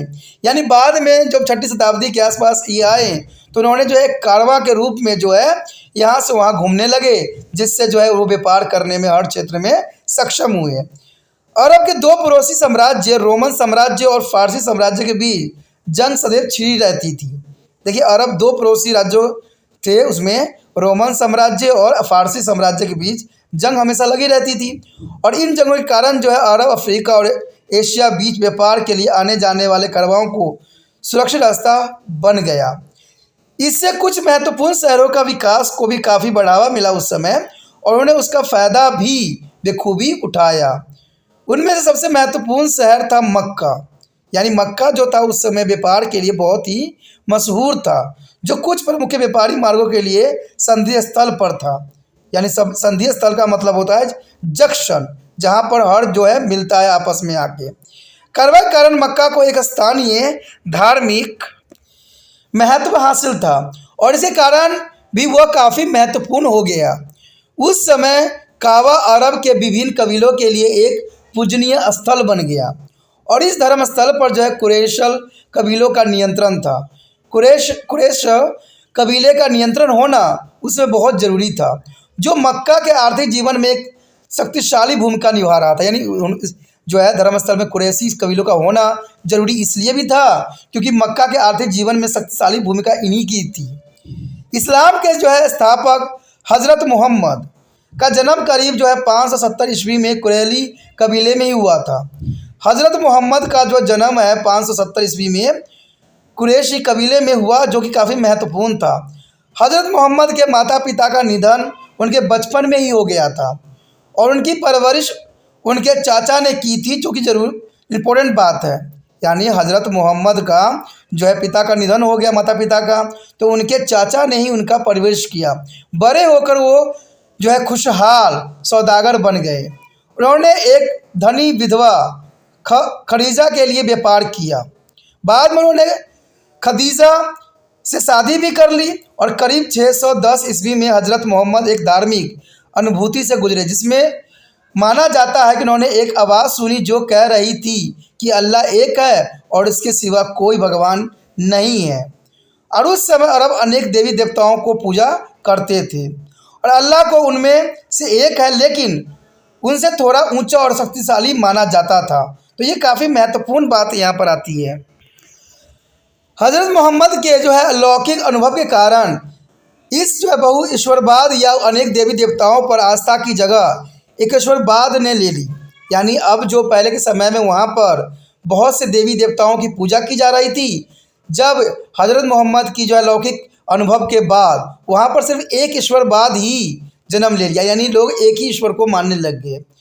उसके बाद हज़रत मोहम्मद को और भी आकाशीय संदेश आए जो उनके नए धर्म के आधार बने। नया धर्म इस्लाम के नाम से जाना गया, और हज़रत मोहम्मद उनके पैगंबर माने गए। शुरू में वह जो है कुरैश के ज़्यादा लोगों को नए धर्म में शामिल करने में सफल नहीं रहे। उनकी पत्नी समेत कुछ ही लोगों ने नया धर्म स्वीकार भी किया। इसी बीच उत्तर में एक दूसरे शहर यसरीब के जो है प्रतिनिधियों ने हज़रत मोहम्मद को अपने यहाँ आने और वहाँ के विवाद सुलझाने का न्योता भी दिया, और 622 ईस्वी में हज़रत मोहम्मद अपने अनुयायियों के साथ यसरीब चले गए। इसे हिजरत कहते हैं। हिजरत के साल को इस्लामी कैलेंडर का पहला साल माना जाता है, और हज़रत मोहम्मद ने इस शहर का नाम मदीना रखा, और वो वहाँ के शासक बनने में भी सफल रहे। अब उन्होंने जो है सचेत रूप से इस्लाम धर्म स्वीकार करने वालों को एक राजनीतिक और धार्मिक समुदायों में संगठित करना शुरू कर दिया। मक्का में इस्लाम को फैलाने के लिए वह और उनके अनुयायियों ने कुरैश के काफिलों पर हमला करना शुरू कर दिया, और हज़रत मोहम्मद अंततः 630 ईस्वी में सफल रहे और कुरैश के परास्त कर मक्का में प्रवेश किया और कुरैश ने नया धर्म स्वीकार कर लिया और इसके बाद से काबा जो है इस्लाम का प्रमुख धर्मस्थल बन गया। मक्का विजय के बाद समूचे अरब को विभिन्न कबीलों ने भी इस्लाम कबूल कर लिया गया। अब देखिए यहाँ पर हमारे समक्ष जो काफ़ी महत्वपूर्ण आया है अंक प्रणाली। कहते हैं अंक प्रणाली देखें तो हर क्षेत्र में जो है अलग अलग डिफरेंट टाइप को दिख रहा होगा। यूरोपियन में इंग्लिश की तरह ही 0 1 2 3 4 5 6 7 8 9 दिख रहा होगा। अरबिक इंडिक्स में थोड़ा डिफरेंस आपको नज़र आ रहा होगा। जो अरबी इंडिक्स पढ़े होंगे उनको ये समझ में बखूबी आ सकता है। और ईस्टर्न अरबिक इंडिया से पेरिसन एंड उर्दू काफ़ी महत्वपूर्ण है, तो उर्दू के भी आप शब्द यहाँ पर देख सकते हो 1 2 से लेके 10 से लेके 9 तक यहाँ पर अंकित है। और आपका जो हिंदी है देवनागरी उसको भी आप भली भांति देख सकते हो इसके अंक प्रणाली की। कहते हैं तमिल को भी यहाँ पर दिखाया गया है, तो इसकी भी जो अंक प्रणाली है कुछ खास जो है महत्वपूर्ण अंकों को यहाँ प्रदर्शित की गई है। तो ये बताती है कि हर क्षेत्र में जो है अंक प्रणाली डिफरेंट प्रणाली को यहाँ पर जो है प्रस्तुत की गई है। कहते हैं इस्लाम की शिक्षा जो है सीधी सादी है। बात अगर हम इस्लाम की करें तो यहाँ पर देखा जाए तो इस्लाम की शिक्षा जो है बहुत सीधी सादी है। इस्लाम शब्द का अर्थ है धर्म की अधीनता और पालन, अर्थात ईश्वर के समक्ष संपूर्ण समर्पण होता है। यानी इस्लाम शब्द का अर्थ ही हुआ कि धर्म की अधीनता और पालन, अर्थात ईश्वर के समक्ष जो है संपूर्ण समर्पण। इसके अनुयायी मुस्लिम या मुसलमान कहलाए। इस्लाम के अनुयायी ईश्वर एक है, ये उनका मानना था। इस्लाम के अनुसार ईश्वर एक ही है। मुसलमान हज़रत मोहम्मद को आखिरी और महानतम पैगंबर मानते हैं। वो यहूदियों और जो है ईसाइयों के पैगंबर को भी मान्यता देते हैं, जो कि काफ़ी महत्वपूर्ण है। मुसलमान मानते हैं कि क़यामत या महाप्रलय आएगा और नेक अथवा अच्छे लोगों को जो जन्नत में सशक्त जीवन मिलेगा, जबकि दुष्ट और पापी लोगों को जो है जहन्नुम की आग में हमेशा के लिए झुलसना होगा। ये उनकी विचारधारा है। नेक जीवन बिताने के लिए कुरान की हिदायत पर अमल करना होगा, जो मुसलमानों को पवित्र ग्रंथ है। यानी देखा जाए तो कुरान जो है मुसलमानों का एक पवित्र ग्रंथ है और कुरान के ही बनाए गए रूल रेगुलेशन में उनको चलना पड़ेगा। कुरान को उन्हें संदेशों का आकलन माना जाता है जो हज़रत मोहम्मद को ईश्वर से मिले थे, और इस कदमों में सदाचार और दया करुणा का जीवन बिताना, निश्चित समय पर नमाज और रोज़ा जैसे धार्मिक अनुष्ठान करना, हज यानी मक्का की तीर्थ यात्रा करना, कुरान का पाठ करना शामिल था। कहते हैं कुरान के अतिरिक्त मुसलमान को जो है सुन्नत और हज़रत मोहम्मद के वचनों और आदर्शों के हदीस या पैगंबर की शिक्षाओं पर अमल करना भी होगा। ये भी बात प्रावधान थी। इस्लाम में जो है अल्लाह को वचनों और आदर्शों और हदीस या पैगंबर की शिक्षाओं पर अमल करना होता है। ये काफ़ी महत्वपूर्ण बात है। इस्लाम में अल्लाह और इंसान के बीच कोई मध्यस्थता नहीं है। वहाँ पुरोहित नहीं है, बस धार्मिक विद्वान या आलिम ही है जो धर्म और जो है धार्मिक कानून पर टिप्पणी कर सकते हैं। इस्लाम तमाम लोगों को जो है बराबर की शिक्षा देता है। उसूल को मामले में यहूदी और ईसाई धर्म के साथ इस्लाम की बड़ी समानता देखे जा सकते हैं। अब हमारे पास इसकी हल्की फुल्की समझ बन गई है कि हज़रत मोहम्मद ने इस्लाम धर्म की स्थापना कैसे की और उसकी प्रमुख विशेषता क्या क्या है। लेकिन अरब के दूर दराज इलाकों में शुरू हुआ ये सीधा साधा धर्म कैसे एक विश्वव्यापी परिवर्तन बन गया, ये काफ़ी महत्वपूर्ण बात है। अब हमारे समक्ष आता है इस्लाम का प्रसार। देखिए, हज़रत मोहम्मद के निधन के बाद उनके राजनीतिक उत्तराधिकारी के बारे में अरबों में कोई स्पष्ट समझ नहीं थी। वास्तव में इस नवजात धार्मिक समुदाय के बिगड़ने का खतरा पैदा हो भी गया था, लेकिन हज़रत मोहम्मद के कुछ निकटतम अनुयायियों ने उनके ससुर अबू बकर को उनका खलीफा या उत्तराधिकारी चुनकर उसे इस खतरे से उबार लिया। उसके बाद से एक लंबे काल तक खलीफा के तमाम मुसलमानों का सुरक्षा धार्मिक और राजनीतिक नेता माना जाता रहा। खलीफा बनने के तुरंत बाद अबू बकर ने उन तमाम अरब कबीलों के खिलाफ सैनिक अभियान शुरू कर दिया जिन्होंने हज़रत मोहम्मद के निधन के बाद उनके उत्तराधिकारी का प्राधिकार मानने से इनकार कर दिया था। और यह एक सैनिक अभियान बेहद सफल भी रहा और इससे उनके बाद की दिशा और अरब की सीमाओं के आगे भी बढ़ाया गया। आश्चर्य की बात यह है कि उन्हें इन सैनिक अभियानों में बेजतियों और फारसी जैसे शक्तिशाली साम्राज्य की ओर से बेहद कम प्रतिरोध का सामना भी करना पड़ा, जो कि जरूरी था। अबू बकर के निधन के बाद उमर खलीफा बने, यानी देखा जाए तो अबू बकर के निधन के बाद जो है उमर खलीफा बने। उमर ने पड़ोसियों के साम्राज्यों पर हमला करने का सिलसिला जारी रखा।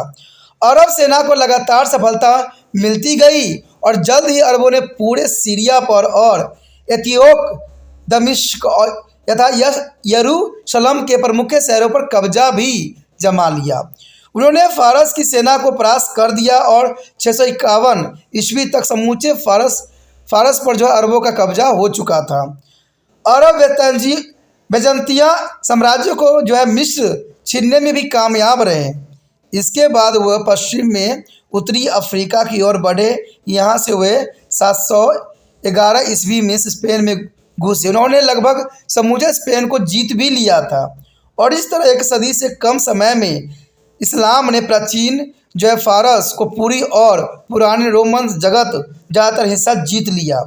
इतिहासकारों ने अक्सर अरबों की इस जीत के पीछे के कारणों का आश्चर्य जताया है।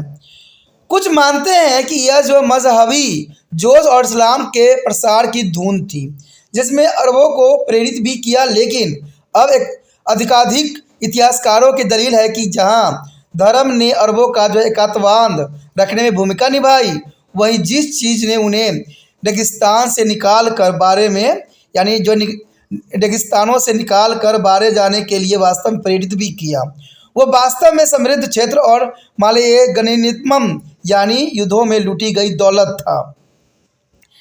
बजंतिया और फारस जैसे इसके दुश्मनों की कमजोरी ने भी अरब को काफ़ी मदद की। उमर के बाद उस्मान खलीफा बने, लेकिन उस्मान मजबूत नेता नहीं थे। उनके अनेक विरोधियों भी थे। उनकी हत्या भी कर दी गई और पैगंबर के चचेरे भाई एवं दामाद अली और खलीफा बनाया गया। लेकिन जल्द ही अली की भी हत्या कर दी गई और उस्मान को समर्थक जो है प्रभुताशाली पक्ष बनकर उभरे। उसके बाद से मुसलमानों में दरार है और अली और जो है अनुयायियों ने एक अलग पंथ बना लिया, शिया कहलाए, और ये बना के जो है शिया कहलाए। बाकी मुसलमान सुन्नी कहलाए, यानी ये भी जो है दो भागों में विभक्त हो गया, एक शिया और एक सुन्नी। अली की मृत्यु के बाद उमैया परिवार के एक सदस्य ने खिलाफत संभाली और उस्मान इसी परिवार के ही थे। उमैया वंश में 950 ईस्वी तक शासन करता रहा। कहते बैजेंतिया साम्राज्य की राजधानी पर अब जबरदस्त हमले में असफलता के बाद उनकी ताकत कमज़ोर पड़ गई। उमैया वंश के पतन के बाद अब्बासियों ने सत्ता संभाल ली, जहां उमैया ने अपनी ताकत जो है सीरिया में केंद्रित भी कर ली। अब्बासियों ने अपनी राजधानी बदलकर फारसी राजधानी के पास इराक में बगदाद को बनाया। फारसी क्षेत्र में राजधानी के स्थानांतरण के साथ ही अब्बासियों शासन में फारसी तत्वों को प्रमुखता मिली। इस शासन के दौरान शुरुआती इस्लाम के जो है समानता और भाईचारे की असूली और समाप्ति हो गई। उसकी जगह जो है निरंकुश राजशाही ने ले ली और अनेक भव्य दरबार में जो है बड़ा ही तामझाम था। दरबार की यह शान शौकत और फ़ायदे कानून फारस की परंपराओं के उधार लिए गए थे। अब्बासी शिक्षा और साहित्य के बड़े ही संरक्षक हुआ करते थे और कहते हैं 10वीं सदी में अब्बासी जो सत्ता कमज़ोर पड़ने लग गई थी और उसके बाद भी केंद्रीकरण का एक विस्तृत दौर रहा। मंगोलों ने जो है 1258 में बगदाद को नष्ट कर दिया, यानी 12वीं शताब्दी में जो है बगदाद को नष्ट कर दिया और अराजकता का यह दौर तब तक जारी रहा जब तक कि सल्जूक तुर्कों ने बगदाद पर कब्जा नहीं कर लिया। इसे मुस्लिम साम्राज्य पर अरब शासन समाप्त कर दिया और बाद की जो है सदियों में इस्लामी जगत पर तुर्कों का दबदबा रहा, जो कि काफ़ी महत्वपूर्ण है। हमने इस्लामी साम्राज्य के विकास क्रम को रेखांकित किया कि कैसे यह कुछ एक लोगों की आस्था से विकसित हुए और किस प्रकार जो एक विशाल साम्राज्य की स्थापना तक पहुंच पाए। कैसे इस विकास ने लोगों को सामाजिक संस्कृति जीवन को काफ़ी प्रभावित किया, तो ये काफ़ी महत्वपूर्ण था। अब यहाँ पर हम बात करेंगे इस्लामी सभ्यता की संस्कृति और वैदिक उपलब्धियों की। इस्लामी सभ्यता ने किस प्रकार जो है अपनी उपलब्धियाँ प्राप्त की। यह कहा जाता है कि हज़रत मोहम्मद के समय से लेकर करीब 1500 ईसा तक इस्लामी संस्कृति और समाज उल्लेखनीय रूप से जो है संवेदनशील और गतिशील रहे, और वो विभिन्न संस्कृतियों के संपर्क में आए और उनकी विशेषताओं को ग्रहण भी कर लिया। इस्लामी संस्कृति ने उनके आदर्श अपनाकर खुद को जो है समृद्ध कर लिया, और इस काल में इस्लामी संस्कृति दूसरे धर्मों के प्रति उल्लेखनीय रूप से जो है सहिष्णुता थी। उसने अपने समाजी ढांचों में और यहाँ तक कि प्रशासन में भी यहूदियों और ईसाइयों को जगह दी। उन्होंने यहूदियों और ईसाई जो है कवियों को भी संरक्षण दिया, जो कि काफ़ी महत्वपूर्ण था। धर्म के क्षेत्र में मुख्यतः दो किस्म के लोग थे, उलेमा और सूफी। उस समय उलेमा और सूफी काफ़ी मशहूर थे।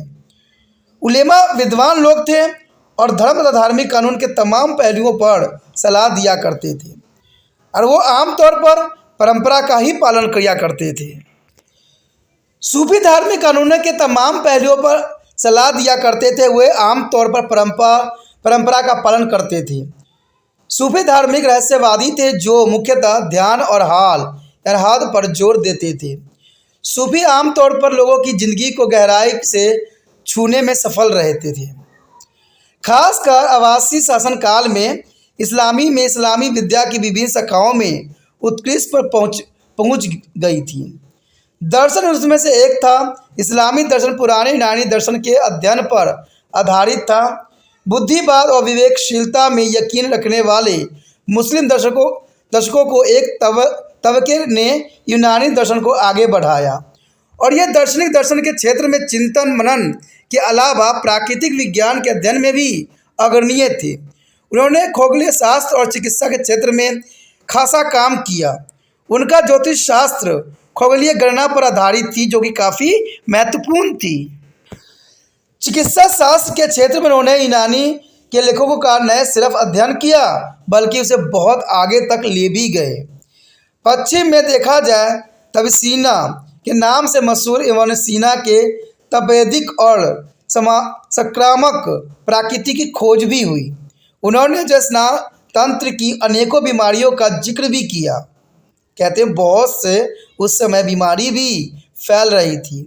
पश्चिम में राजेश के नाम से मशहूर अल राजी मध्यकालीन विश्व के महानतम नैदानिक चिकित्सक यानी क्लिनिकल फिजिशियन थे। उन्होंने खासरा और चेचक के फ़र्क खोजा, और दूसरे इस्लामी चिकित्सक ने अमाशय के कैंसर का भी निदान किया। जहर की काट खोजी गई और आँख की बीमारियों के इलाज में उल्लेखनीय उस समय योगदान किया गया। मुस्लिम समाज की एक रोचक व्यवस्था यह थी कि अस्पताल के स्थापना और संगठन में वे दूसरे तमाम मध्यकालीन संस्कृति से आगे चले गए, और फारस, सीरिया और मिस्र के महत्वपूर्ण शहरों में आधुनिक पद्धति पर संगठित कम से कम 34 अस्पताल थे, जो कि काफ़ी महत्वपूर्ण था। उन्होंने प्रकाश विज्ञान, रसायन शास्त्र और गणित में भी बहुत उपलब्धियां हासिल की। इस्लामी कहते भौतिक शास्त्रियों ने प्रकाश विज्ञान की नींव भी रखी, और कहते प्रकाश गति, प्रसरण और प्रवर्धन के बारे में अनेक महत्वपूर्ण निष्कर्ष भी निकाले गए। रसायन शास्त्र में क्षेत्र में अन्य चीज़ों के अलावा सोडा के कार्बनिक और फिटकरी और सोडा नमक के तेजाब और नाइट्रिक अम्ल और सिल्वर नाइट्रेट जैसे अनेक यौगिकों को और रासायनिक खोज के लिए हम उनके आभारी हैं। यानी देखा जाए तो उसमें रसायन शास्त्र में बहुत सी चीज़ों की खोज हुई। कहते हैं जैसे सोडा के कार्बोनेट, फिटकरी, सोडा, नमक के तेजाब, नाइट्रिक अम्ल और सिल्वर नाइट्रेट जैसे अनेक यौगिकों की उस समय खोज हुई। गणित के क्षेत्र में इस्लामी विद्वानों की महत्तम और उपलब्धियां यूनानी के रेखा गणित और भारतीय की अंक प्रणाली का एक जगह करना काफ़ी महत्वपूर्ण था। वास्तव में भारतीय अंक प्रणाली का इस्तेमाल इतने व्यापक रूप से फैला कि पश्चिम ने उन्हें अरब अंक का नाम दे दिया। तो ये भी काफ़ी महत्वपूर्ण थी, और इस तरह उस समय मौजूदा विद्या का संश्लेषण कर अरबों ने अंक गणित, रेखा गणित और त्रिकोणमिति क्षेत्र में महान प्रगति हासिल की, जो कि काफ़ी महत्वपूर्ण था उस समय के दौरान। देखा जाए तो अरब सभ्यता अपने साहित्य खासकर कविता के लिए भी काफ़ी मशहूर हो गए। उमर ख़याम की रुबाइयाँ और इसकी एक मिसाल है जिसे आज भी याद किया जाता है। अन्य क्षेत्रों की तरह इस्लामी कला भी जो है बैज़ंतिया, ईरानी इत्यादि विभिन्न शैलियों का सुंदर और शानदार संश्लेषण था। इस्लामी काल में वास्तुशास्त्र सबसे महत्वपूर्ण थी और इस्लामी वास्तुशास्त्र के उदाहरणों में मस्जिद, महल, स्कूल और पुस्तकालय, अस्पताल इत्यादि सम्मिलित थी, जो कि काफ़ी महत्वपूर्ण थी। ये सारे इस्लामी वास्तुशास्त्र के महत्वपूर्ण उदाहरण हैं। और इसके मुख्य विशेषताओं में गुंबद देखा जाए, मीनार, मेहराब इत्यादि शामिल थे, जो कि और भी महत्वपूर्ण थे। संक्षेप में कहा जा सकता है कि ऐसे समय जब पश्चिम बहुत पिछड़ा हुआ था, इस्लामी सभ्यता वैदिक और कलात्मक स्तर पर अपनी जो बुलंदियों पर थी। एक विशाल साम्राज्य की स्थापना ने अरबों को जो विविध संस्कृतियों के संपर्क में लाया और इसने अरब, फारसी, तुर्क और भारतीय और अफ्रीकी जैसे विविध समुदायों को एक साथ लाने और विविध तत्वों वाले एक शानदार समाज का निर्माण में मदद की और इसे अपने पीछे मौलिक खोज और उपलब्धियों को एक शानदार विरासत छोड़ दी। तो कहते हैं ये काफ़ी महत्वपूर्ण था अरबों की विकास के लिए, इस्लामी धर्म सभ्यता का विकास के लिए, जो कि काफ़ी महत्वपूर्णता है। यहाँ पर जो हमारे समक्ष आया है काफ़ी महत्वपूर्ण टॉपिक है कि मध्यकालीन भारतीय सभ्यता की क्या स्थिति थी और मध्यकालीन भारतीय सभ्यता में किस किस चीज़ों का जो है बेखूबी विकास देखने को मिला है और कौन कौन से धर्मों का जो है उदय हुआ। तो ये काफ़ी महत्वपूर्ण था मध्यकालीन भारतीय सभ्यता के बारे में समझना। चलिए देखते हैं मध्यकालीन भारतीय सभ्यता किस प्रकार की थी। पिछले हमने जो अध्ययन किया था, पहला अध्याय जिसमें हमने गुप्त साम्राज्य और हर्षवर्धन के शासनकाल के बारे में सब कुछ मैंने आपको बताया था, समझाया था। बेशक ये संक्षिप्त थी लेकिन बहुत इंपॉर्टेंट बात बताई थी। उसके बाद जो है 8वीं और 10वीं सदी के बीच राजनीतिक विकेंद्रीकरण का एक लंबा दौर रहा। कहते हैं जब गुप्त साम्राज्य खत्म हुआ, हर्षवर्धन शासन खत्म हुआ, तो 8वीं और 10वीं शताब्दी के बीच मध्य जो थी राजनीतिक विकेंद्रीकरण का एक लंबा दौर सा शुरू हुआ और इस दौरान अनेक राज्यों ने वर्चस्व के लिए संघर्ष किया। हर कोई अपना वर्चस्व साबित करने पे तुल था और हर कोई अपने आप को पावरफुल बनाने के संघर्ष में जुटा हुआ था। उत्तर भारत में पाल, परिहार और राष्ट्रकूट के 3 प्रमुख राज्य हुआ करते थे। उत्तर भारत में 3 राज्य थे, पाल, परिहार और राष्ट्रकूट। कहते हैं चौहान, परमारो इत्यादि के राजपूत वंशों में छोटे छोटे राज्य और जागीरों की स्थापित किया। देखिए ये बात इंपॉर्टेंट है कि चौहान, परमारों ने जो है राजपूतों वंश में छोटे छोटे राज्य और जागीरों से स्थापित किया और दक्षिण में देश के प्रायद्वीपीय हिस्सों में चोल वंश का प्रभुता था। दक्षिण में देखा जाए तो चोल वंश का जो है अपना दबदबा था।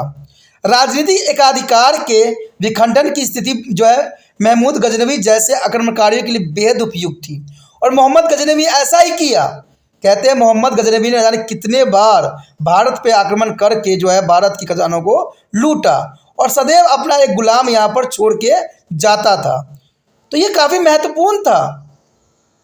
पश्चिम और मध्य एशिया अनेक विजय के बाद जो है महमूद के भारत की तरफ रुख भी किया और भारत पर उसके आक्रमण की शुरुआत सितंबर 1000 ईस्वी में हुई। इसके बाद उसने जो है पंजाब, कश्मीर, पूर्वी राजस्थान और फिर गंगा के उर्वरक मैदानी इलाकों पर हमले किए।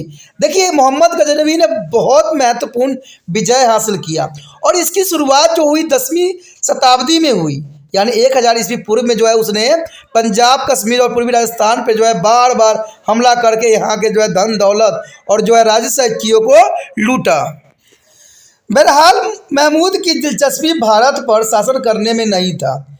देखिए मोहम्मद गजनवी का जो था भारत पर शासन करने का कभी भी उसका दिलचस्प नहीं था, इसलिए जब भी भारत आता था भारत के खजाना को लूटता था और यहाँ से घोड़े भर भर के खजाना लेके चला जाता था और साथ में अपना एक गुलाम जो है भारत में छोड़ जाता था। कहते मोहम्मद गजनवी ने कई बार जो है भारत पर आक्रमण किया और भारत को इसी तरह लूट के लेके चला गया और जब भी जाता एक गुलाम शासक को यहाँ छोड़ जाता, लेकिन उसका कभी दिलचस्प ये नहीं बना कि भारत में वो अपना शासन को स्थापित करे।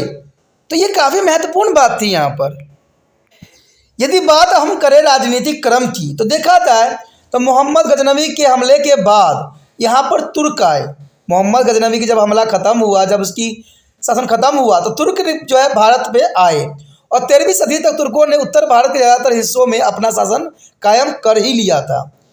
उन्होंने दिल्ली की राजधानी बनाकर जो है शासन किया और वे सुल्तान नाम से जाने जाते थे, यानी उस समय उनको सुल्तान कहते थे। उनका साम्राज्य दिल्ली सल्तनत कहलाया। आपको पता है कि दिल्ली सल्तनत में उनका बेखूबी राज था और खिलजी और तुगलक जैसे ताकतवर राजवंश एक के कर एक आए। उन्होंने जो है ज़्यादातर शासकों में मंगोल के हमलों का सामना करना पड़ा। मंगोल उस समय बहुत काफ़ी महत्वपूर्ण था और मंगोल बार बार जो है भारत पर आक्रमण किया करते थे। और इसका सबसे कच्चा चिट्ठा सबूत जो था बलबन की रक्त नीति थी। लो रक्त नीति आपने जाना भी होगा, वो मंगोल के आक्रमण के खिलाफ ही उसने अपनाया था। जब मंगोल बार बार आक्रमण कर रहे थे, डाकू बार बार आक्रमण कर रहे थे, तो कहते हैं बलबन ने ये नीति अपनाई कि उनके बॉडी को जो है उसमें से हड्डियाँ निकाल के उसमें भूसा भर के चौराहों पर लटका देते थे, जिसके वजह से हमलावर ने इस क्षेत्रों में आना ही छोड़ दिया। तो इसे हम लो रक्त नीति के नाम से जानते हैं और ये मंगोल के हमलों के खिलाफ किया गया था, जो कि काफ़ी महत्वपूर्ण था। और इस बीच दक्षिण में विजयनगर और वैनामी के दो शक्तिशाली राज्य राजनीतिक वर्चस्व स्थापित करने के लिए लगातार एक दूसरे से होड़ कर रहे थे। विजयनगर के बारे में तो आपको पता ही होगा, जिसको स्थापना हरिहर बुक्का ने किया था और ये काफ़ी महत्वपूर्ण था। और साथ में वैनामी जो थी वो भी इन दोनों के साथ लगे हुए एक कहते हैं वर्चस्व स्थापित करने की होड़ में ये दोनों के दोनों जो थे लगे हुए थे। 16वीं सदी की शुरुआत में मंगोलों के आगमन ने भारतीय इतिहास में एक नए युग की शुरुआत कर दी। कहते हैं जब 16वीं शताब्दी में मुगल भारत में आए तो एक नई जीवन का शुरुआत हुआ। कहते हैं राजनीतिक स्तर पर इतने बड़े पैमाने पर एक अखिल भारतीय साम्राज्य का जो है सुदृढ़ीकरण हुआ और इससे पहले एक लंबे अरसे से नहीं देखा गया था। राजनीतिक एकीकरण और लंबे अरसे तक शांति और स्थिरता से आर्थिक प्रगति और खुशहाली आ गई। कहते हैं जनजीवन में काफ़ी खुशहाली आई जब मुगल साम्राज्य की स्थापना हुआ। सामाजिक और सांस्कृतिक स्तर पर सामाजिक जीवन में और धार्मिक क्रियाकलापों में, आस्थाओं में और परंपरा सविष्णा तथा जो है सौहार्दपूर्ण साहित्य पर आधारित कला के विभिन्न विधवाओं में यह संश्लेषण का भी दौर था। तो कहते हैं 16वीं शताब्दी में काफ़ी महत्वपूर्ण समय काल था जो हर चीज़ों के लिए पर्याप्त था। दिल्ली सल्तनत और जो है मुगल साम्राज्य जैसे केंद्रीकृत साम्राज्यों को समांतर अनेक छोटे छोटे क्षेत्रीय और प्रांतीय स्वतंत्र शासक वंश भी रहे। इनमें बंगाल का इलाहाबाद शाही और हुसैन शाही वंश के जो है असम और अहोल उड़ीसा के जो है गणपति वंश, राजस्थान के मेवाड़ा और मारवाड़ वंश के जैनपुर के शाकी वंश शामिल थे। तो काफ़ी वंश जो है भारत पर इस समय जो है अपना राज्य स्थापित करने में सक्षम थे। और इस स्वतंत्र वंशों के शासनकाल में क्षेत्रीय और उप क्षेत्रीय अस्मिताओं का साथ यहाँ की भाषा, साहित्य और संस्कृति का भी काफ़ी विकास देखने को मिला। तो कहते हैं कोई भी राजवंश आता है तो अपने साथ नए नए रूल रेगुलेशन लेके आता है और देखो भी ऐसा ही हुआ भारत में। उसके पश्चात हमारे समक्ष है राजनीतिक संस्थाएं। देखिए कहते हैं तुर्कों और मुगलों के आगमन से जो संप्रभुता और शासन के नए विचार आए। सर्वप्रथम राज्य व्यवस्था की इस्लामी परिकल्पना में राजशाही के लिए स्पष्ट रूप से कोई वैधानिक स्थान नहीं है, क्योंकि इस्लामी राज्य व्यवस्था बराबरी पर आधारित थी। कहते इस्लामी राज्य व्यवस्था जो थी बराबरी पर आधारित थी, लेकिन उमैया और अब्बासी खिलाफत इसके बारे में हम पीछे खंडों में ऑलरेडी पढ़ चुके हैं। और कहते हैं पश्चिमी जो एशिया में सत्ता का बंटवारा सुल्तान और ताकतवर तुर्क सरदारों और कुलानों के बीच हुई। कहते हैं सत्ता का जो बंटवारा था वो आपस में किया। किसने किया? सुल्तान और ताकतवर तुर्क सरदारों ने। लेकिन बलबन के शासनकाल में सुल्तान का रुतबा इतना ऊंचा हुआ कि वह राज्य और शासन के तमाम मामलों में निरंकुश अधिकारी बन गया और तुर्क कुलीनों के ताकत में खासी कमी आ गई। मुगलों ने राजा की ताकत और रुतबे को जो है भली भूति बुलंदियों पर पहुंचा दिया। तो ये राजनीतिक संस्था के लिए काफ़ी महत्वपूर्ण दौर थी। दिल्ली सल्तनत के सुल्तानों और मुगलों ने प्रशासनिक व्यवस्था में कुछ नई चीज़ें जोड़ी। दिल्ली सल्तनत में सैनिक कमांडरों को जो है इक्ता दिया जाता था और इक्ता क्षेत्रीय इकाई होती थी, लेकिन इसका धारकों कि ज़मीन का मालिकाना हक नहीं सौंपा जाता था, जो कि बहुत काफ़ी महत्वपूर्ण थी। एकता प्रणाली के अंदर कहते एकता क्षेत्र इकाई दी जाती थी, लेकिन उनको मालिकाना अधिकार नहीं दी जाती थी। अपने क्षेत्र के राजस्व पर उनका नियंत्रण बेशकली था, और ये राजस्व जो है कितदारी की अपनी ज़रूरतों और उसके सैनिक ज़रूरतों पूरा करने के लिए भी ज़रूरी था। उससे क्या हुआ, अपेक्षा की जाती थी कि सुल्तान अब भी आदेश करेगा और वो अपने सैनिक से उसे सैन्य सहायता भी देगा।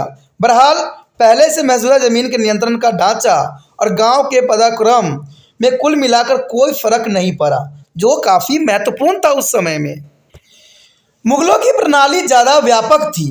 राजस्व और भूमि लगान पर उनका नियंत्रण ज़्यादा गहरा था, जो गांव के स्तर तक जाता था। कहते मुगलों ने मानसबदार बहाल किया, जो सैन्य और नागरिक जिम्मेदारी निभाता था। मानसब वास्तव में ओहदा एवं रुतबा होता था, जो कि अधिकारियों की योग्यता और उनके अधीन सैनिक की संख्या पर आधार पर तय होता था। कितने सैनिक जिनको दी जाती थी, उनका ही मानसब व्यवस्था दी जाती थी। यह एकता के मिला जुला ही था। सिवा इसके कि एकता में प्रशासनिक जिम्मेदारी भी सम्मिलित की गई थी, लेकिन जागीर में नहीं। कहते मुगल शाही व्यवस्था जो है मानसबदारी और जागीरदारी प्रणाली की निबंध कामकाज पर काफ़ी आधारित थी, जो कि काफ़ी महत्वपूर्ण था इस समय में। उसके पश्चात आता है अर्थव्यवस्था। देखिए अर्थव्यवस्था भी काफ़ी महत्वपूर्ण थी।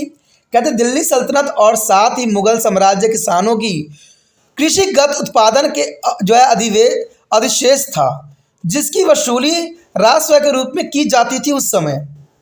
मुगल साम्राज्य में खासकर अकबर के शासनकाल में राजस्व वसूली की पद्धति में दूरगामी परिवर्तन किए गए थे। अब राज्य और किसान या जागीरदारों जैसे जो है भूस्वामी वर्ग के साथ कोई मनमाना संबंध नहीं रहा। जमीन की अब जो है पैमाइश की गई और उसके रकबों के मुताबिक भू राजस्व निर्धारित किया गया। जमीन की उर्वरता का भी हिसाब रखा गया और उसके बाद जो है बाजार की तत्कालीन कीमत के आधार पर उत्पादन में राज्य के हिस्से का नगद मूल्य आंका गया और इसी अनुरूप नगद के रूप में राजस्व तय भी किया गया। और यह कृषि के जो है वर्गीकरण के दौर था और राज्य नकदी फसल को बढ़ावा देता था और राज्य ने इस इलाकों में भी खेती को काफ़ी बढ़ावा दिया, जहां उस वक्त तक खेती नहीं होती थी या जहां जंगल थे। उसने उद्गामी किसानों को जो प्रोत्साहन किए और राज्य ने फसल नष्ट होने पर कर्ज भी दिए और राजस्व वसूली में राहत भी दी गई, जो कि अर्थव्यवस्था के अंतर्गत काफ़ी महत्वपूर्ण थी। और ये सारे मुगल साम्राज्य में हमें बखूबी देखने को भी मिला। यदि बात हम करें गुप्त वंश के बाद, तो ये गुप्त वंश के बाद जो था व्यापार और वाणिज्य में बहुत गिरावट देखने को मिला, क्योंकि ये ऐसा दौर था जहाँ पर व्यापार और वाणिज्य जो थी बहुत काफ़ी जो हताशा का जो है माहौल पैदा कर दिया और इसमें भी काफ़ी सुधार हुआ। देखा जाए तो कहते हैं इसमें गिरावट तो आई, बट इसमें बहुत काफ़ी सुधार भी किया गया। एक लंबे समय तक गिरावट सहने के बाद शहरी केंद्र जो है काफ़ी फले फूले। देखा जाए तो एक लंबे समय तक गिरावट जो है देखा गया व्यापार में, लेकिन उसके बाद जो ये काफ़ी फली फूली और इस नए शहरीकरण के कारण जो है 13वीं और 14वीं सदी में व्यापार में काफ़ी इजाफा देखने को मिला और इन शहरी केंद्र को जोड़ने वाला सड़कों का एक बड़ा जाल अस्तित्व में उस समय आया। इसने व्यापार में काफ़ी मदद की। कहते हैं दिल्ली, आगरा, लाहौर, अहमदाबाद और सूरत, कैबो जैसे शहरों का महत्व भी उस समय पंजाब से पश्चिम और मध्य एशिया के बाज़ारों में जो है माल भेजे जाते थे। तो ये काफ़ी महत्वपूर्ण है कि उस समय दिल्ली, आगरा, लाहौर, अहमदाबाद, सूरत जैसे क्षेत्रों में जो है और पंजाब के पश्चिमी और मध्य एशिया के बाज़ारों में सामानों को जो है भेजे जाने लग गया, जो कि काफ़ी महत्वपूर्ण था। मुगलों ने जो राजनीतिक स्थिरता और अपेक्षाकृत शांति का वातावरण कायम किया था, उसे साम्राज्य के किन्हीं दो शहरों के बीच का स्तर ऊंचा था और इसमें जो है ईमानदारी बरती जाती थी। सेठ बेहारा और जब मोदी लंबी दूरी का व्यापार करते थे, यानी 3 बंदे जो थे उस समय व्यापार में काफ़ी संलग्न थे, चाहे सेठ हो, बेहरा हो या मोदी हो। कहते लंबी दूरी का व्यापार किया करते थे, जो खासकर खाद्य पदार्थों का व्यापार किया करते थे। शराब या शरफ जो है मुद्रा बदलने वाले थे और हुंडियाँ जारी करते थे, जो कि काफ़ी महत्वपूर्ण समय था। हुंडी को एक जो है साख पत्र थी जिनकी अदायगी बाद में एक तय जगह पर की जा सकती थी और इसने देश के एक हिस्से से दूसरे हिस्से तक मालों को ले जाने लाने में काफ़ी मदद की, क्योंकि इतने दूरी के इलाकों में सामानों को ले जाना और सरल बनाना काफ़ी जो है गुप्त वंश के अंतरकाल काफ़ी महत्वपूर्ण था और ये जरूरी भी थी। उसके पश्चात हमारे समक्ष आता है सांस्कृतिक और धार्मिक जीवन। तो ये भी काफ़ी महत्वपूर्ण थी, संस्कृति और धार्मिक जीवन इस समय के दौरान। कहते हैं धर्म और संस्कृति के क्षेत्र में मध्यकाल में परंपराएं आपस में बहुत जो है मिली जुली।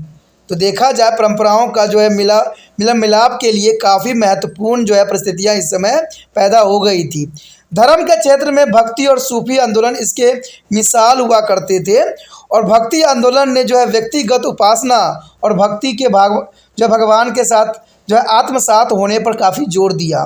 तो देखा जाए तो इस समय भक्ति आंदोलन जो अपनी चरम सीमा पे थी और यहाँ पर भक्ति आंदोलन ने जो भगवान के साथ आत्मसात करने की पुरजोर कोशिश किया गया और यह आम लोगों के जो है राजमर्रा ज़िंदगी से काफ़ी जुड़ भी गया और लोग जो है अपने जीवन में इसको उतार भी लिया।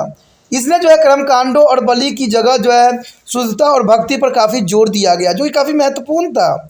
इसने जाति व्यवस्था और ब्राह्मणों के एकाधिकार पर जो सवालियत निशान लगाए, यानी ब्राह्मणों के एकाधिकार पर जो है सवाल निशान लगाए गए। कहते हैं रामानंद, कबीर और रविदास और मीराबाई और गुरु नानक जो है तुकाराम और चैतन्य जैसे भक्ति आंदोलन के संतों ने जो है जनमानस पर गहरा प्रभाव डाला, जो आज भी जारी है।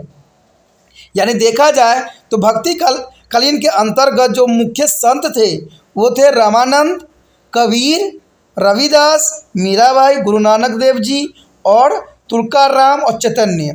कहते इन्होंने बहुत ही काफ़ी महत्वपूर्ण योगदान दिया जन चेतना को जगाने में और ये महत्वपूर्ण भी थी। कहते हैं इनके प्रभाव जो है डाला जो आज भी लोगों पे चढ़ा हुआ है और इसमें से कई संत ऐसे थे जिनको बड़ी संख्या में भक्त बन गए। तो ये काफ़ी महत्वपूर्ण थी। देखिए ये ऐसे संत थे जिनके कहते हैं हजारों लाखों में जो थे इनके भक्त थे। उदाहरण के तौर पर गुरु नानक जी का जो है पंजाब के लोगों पर गहरा असर पड़ा और पूरा पंजाब जो था गुरु नानक देव जी के प्रभावों से जो है काफ़ी लबालित हो गए। उनके भक्तों का एक अलग ही पंथ बन गया जो सिख धर्म कहलाए और इस पंथ को मानने वाले लोगों को जो है सिख कहा जाने लगा। और इसी तरह सूफियों ने भी जो है अकीदत या प्यार पर जोर दिया और उन्होंने सहिष्णुता और करुणा पर जोर दिया। सूफी खासकर चिश्ती सिलसिला के सूफी राजपाट और पार्थिव और भौतिक चीज़ों से काफ़ी दूर रहते थे। तो ये काफ़ी महत्वपूर्ण है। कहते हैं इस समय सबसे अधिक जो प्रभाव पड़ा वो गुरु नानक देव जी का पड़ा, जो पंजाब के लोगों ने उनको जो है काफ़ी महत्व दिया और काफ़ी इम्पोर्टेंट दिया और उन्हें भक्तों का अलग ही पंथ बना दिए जिनको सिख धर्म के नाम से जाना गया। और जो लोग इस धर्म को मानते थे, जिनको पंथ थे, वो सिख कहलाए, जो कि काफ़ी महत्वपूर्ण थी। और देखा जाए तो सूफी में भी काफ़ी जो है तरक्की देखने को मिला और काफ़ी जो है इनके भक्त भी देखने को मिले। देखा जाए तो उन्होंने बेहद जो है सादी जिंदगी बिताई।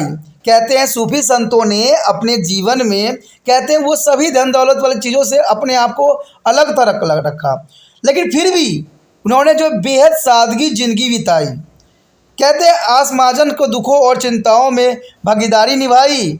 नतीजतन आम लोग हिंदू मुसलमान दोनों पर उनका ज़बरदस्त प्रभाव देखने को मिला, यानी हिंदू भी उनके अनुयायी हुए और मुसलमान भी उनके अनुयायी हुए। तो ये काफ़ी महत्वपूर्ण थी।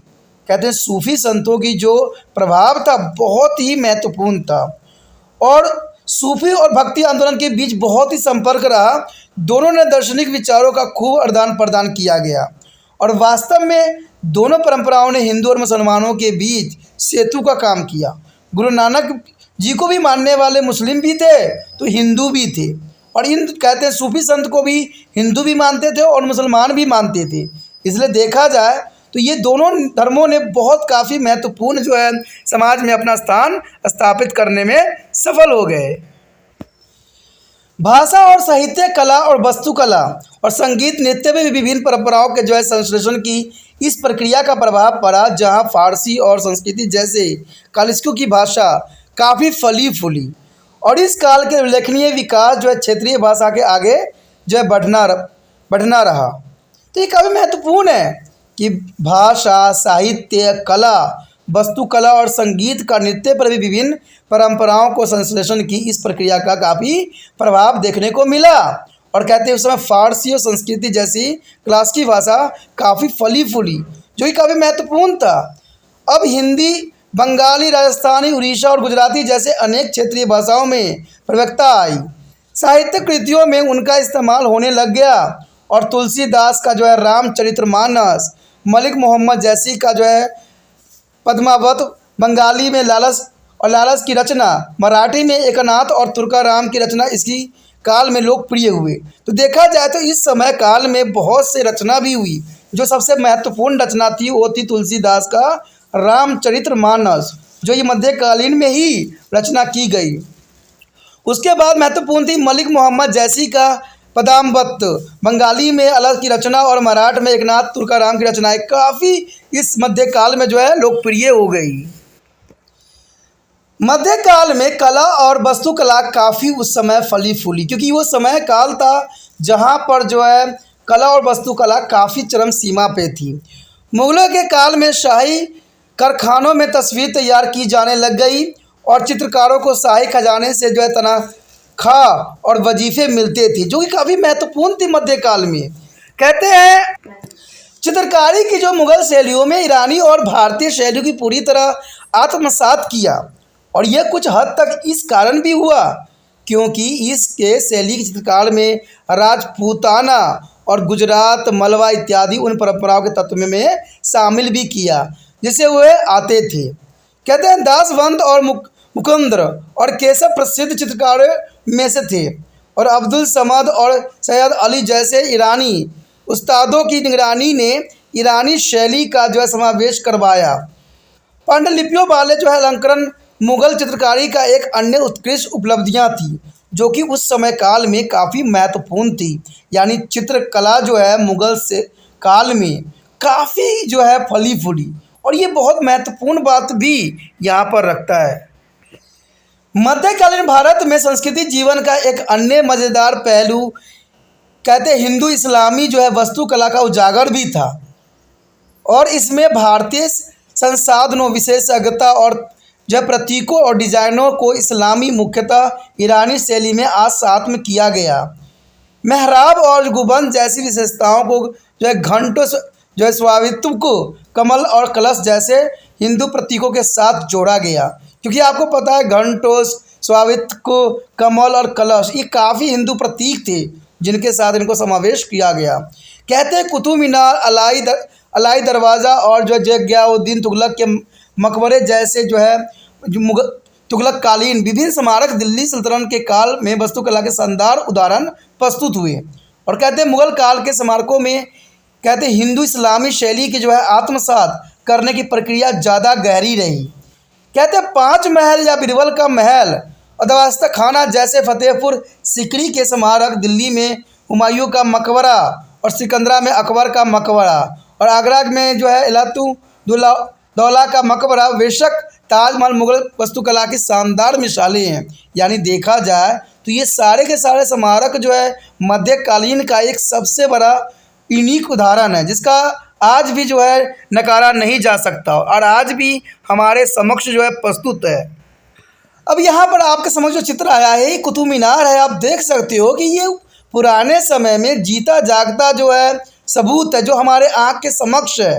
कहते हैं पुराने समय में इसको बनाया गया तो आज हमें देखने को भी मिल रहा है और इससे ये बात प्रमाणित होती है कि सारी घटनाएं बेशकली हुई थी, क्योंकि ये प्रमाण तभी हमें प्राप्त होती है जब पुराने समय में घटना घटी होगी। और कुतुब मीनार भी आप देख सकते हो, ताजमहल भी देख सकते हो, ऐसे बहुत से पुराने जो है वास्तुकला हमारे समक्ष प्रस्तुत है जो कहते हैं अनूठा उदाहरण है उस समय काल की। और देखिएगा तो उनको बनाने का जो फार्मूला है, जो विस्तृत टेक्नोलॉजी है, वो आज की टेक्नोलॉजी से भी काफ़ी उन्नत दर्शाते हैं। तो ये समझ सकते हो कि कितने महत्वपूर्ण रहे होंगे इन कलाओं को जो है विकास करने में उस समय के जो है वैज्ञानिकों ने कितना अधिक परिश्रम किया होगा। उसके पश्चात देखा जाए तो मध्यकालीन भारत के ज़्यादातर राजाओं ने संगीत का भी संरक्षण किया। कहते हैं संगीत का संरक्षण काफ़ी महत्वपूर्ण बात की तरफ इशारा करता है।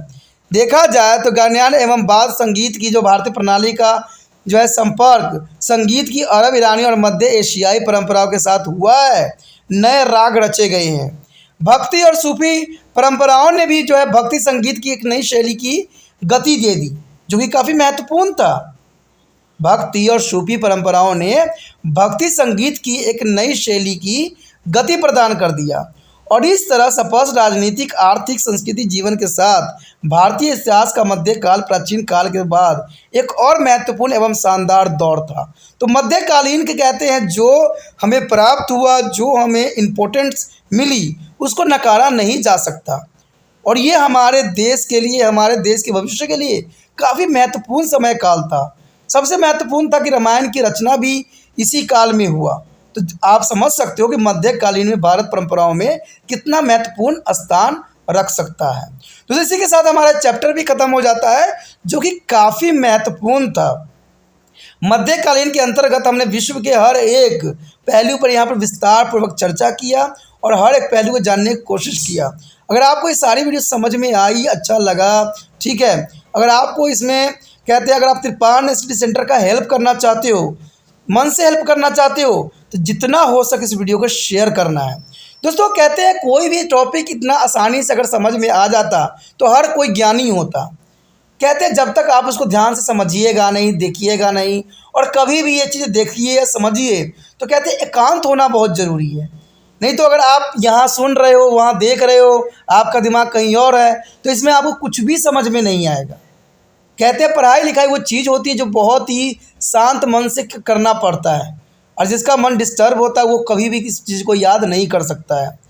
तो यही बात त्रिपान स्टडी सेंटर हमेशा कहता है कि जब भी समझिए, अच्छे से समझिए, शांत मन करके समझिए और वहाँ पर कोई तरह का जो है शोर शराबा नहीं हो, तभी जो है हर बात आपको अच्छे से समझ में आएगा।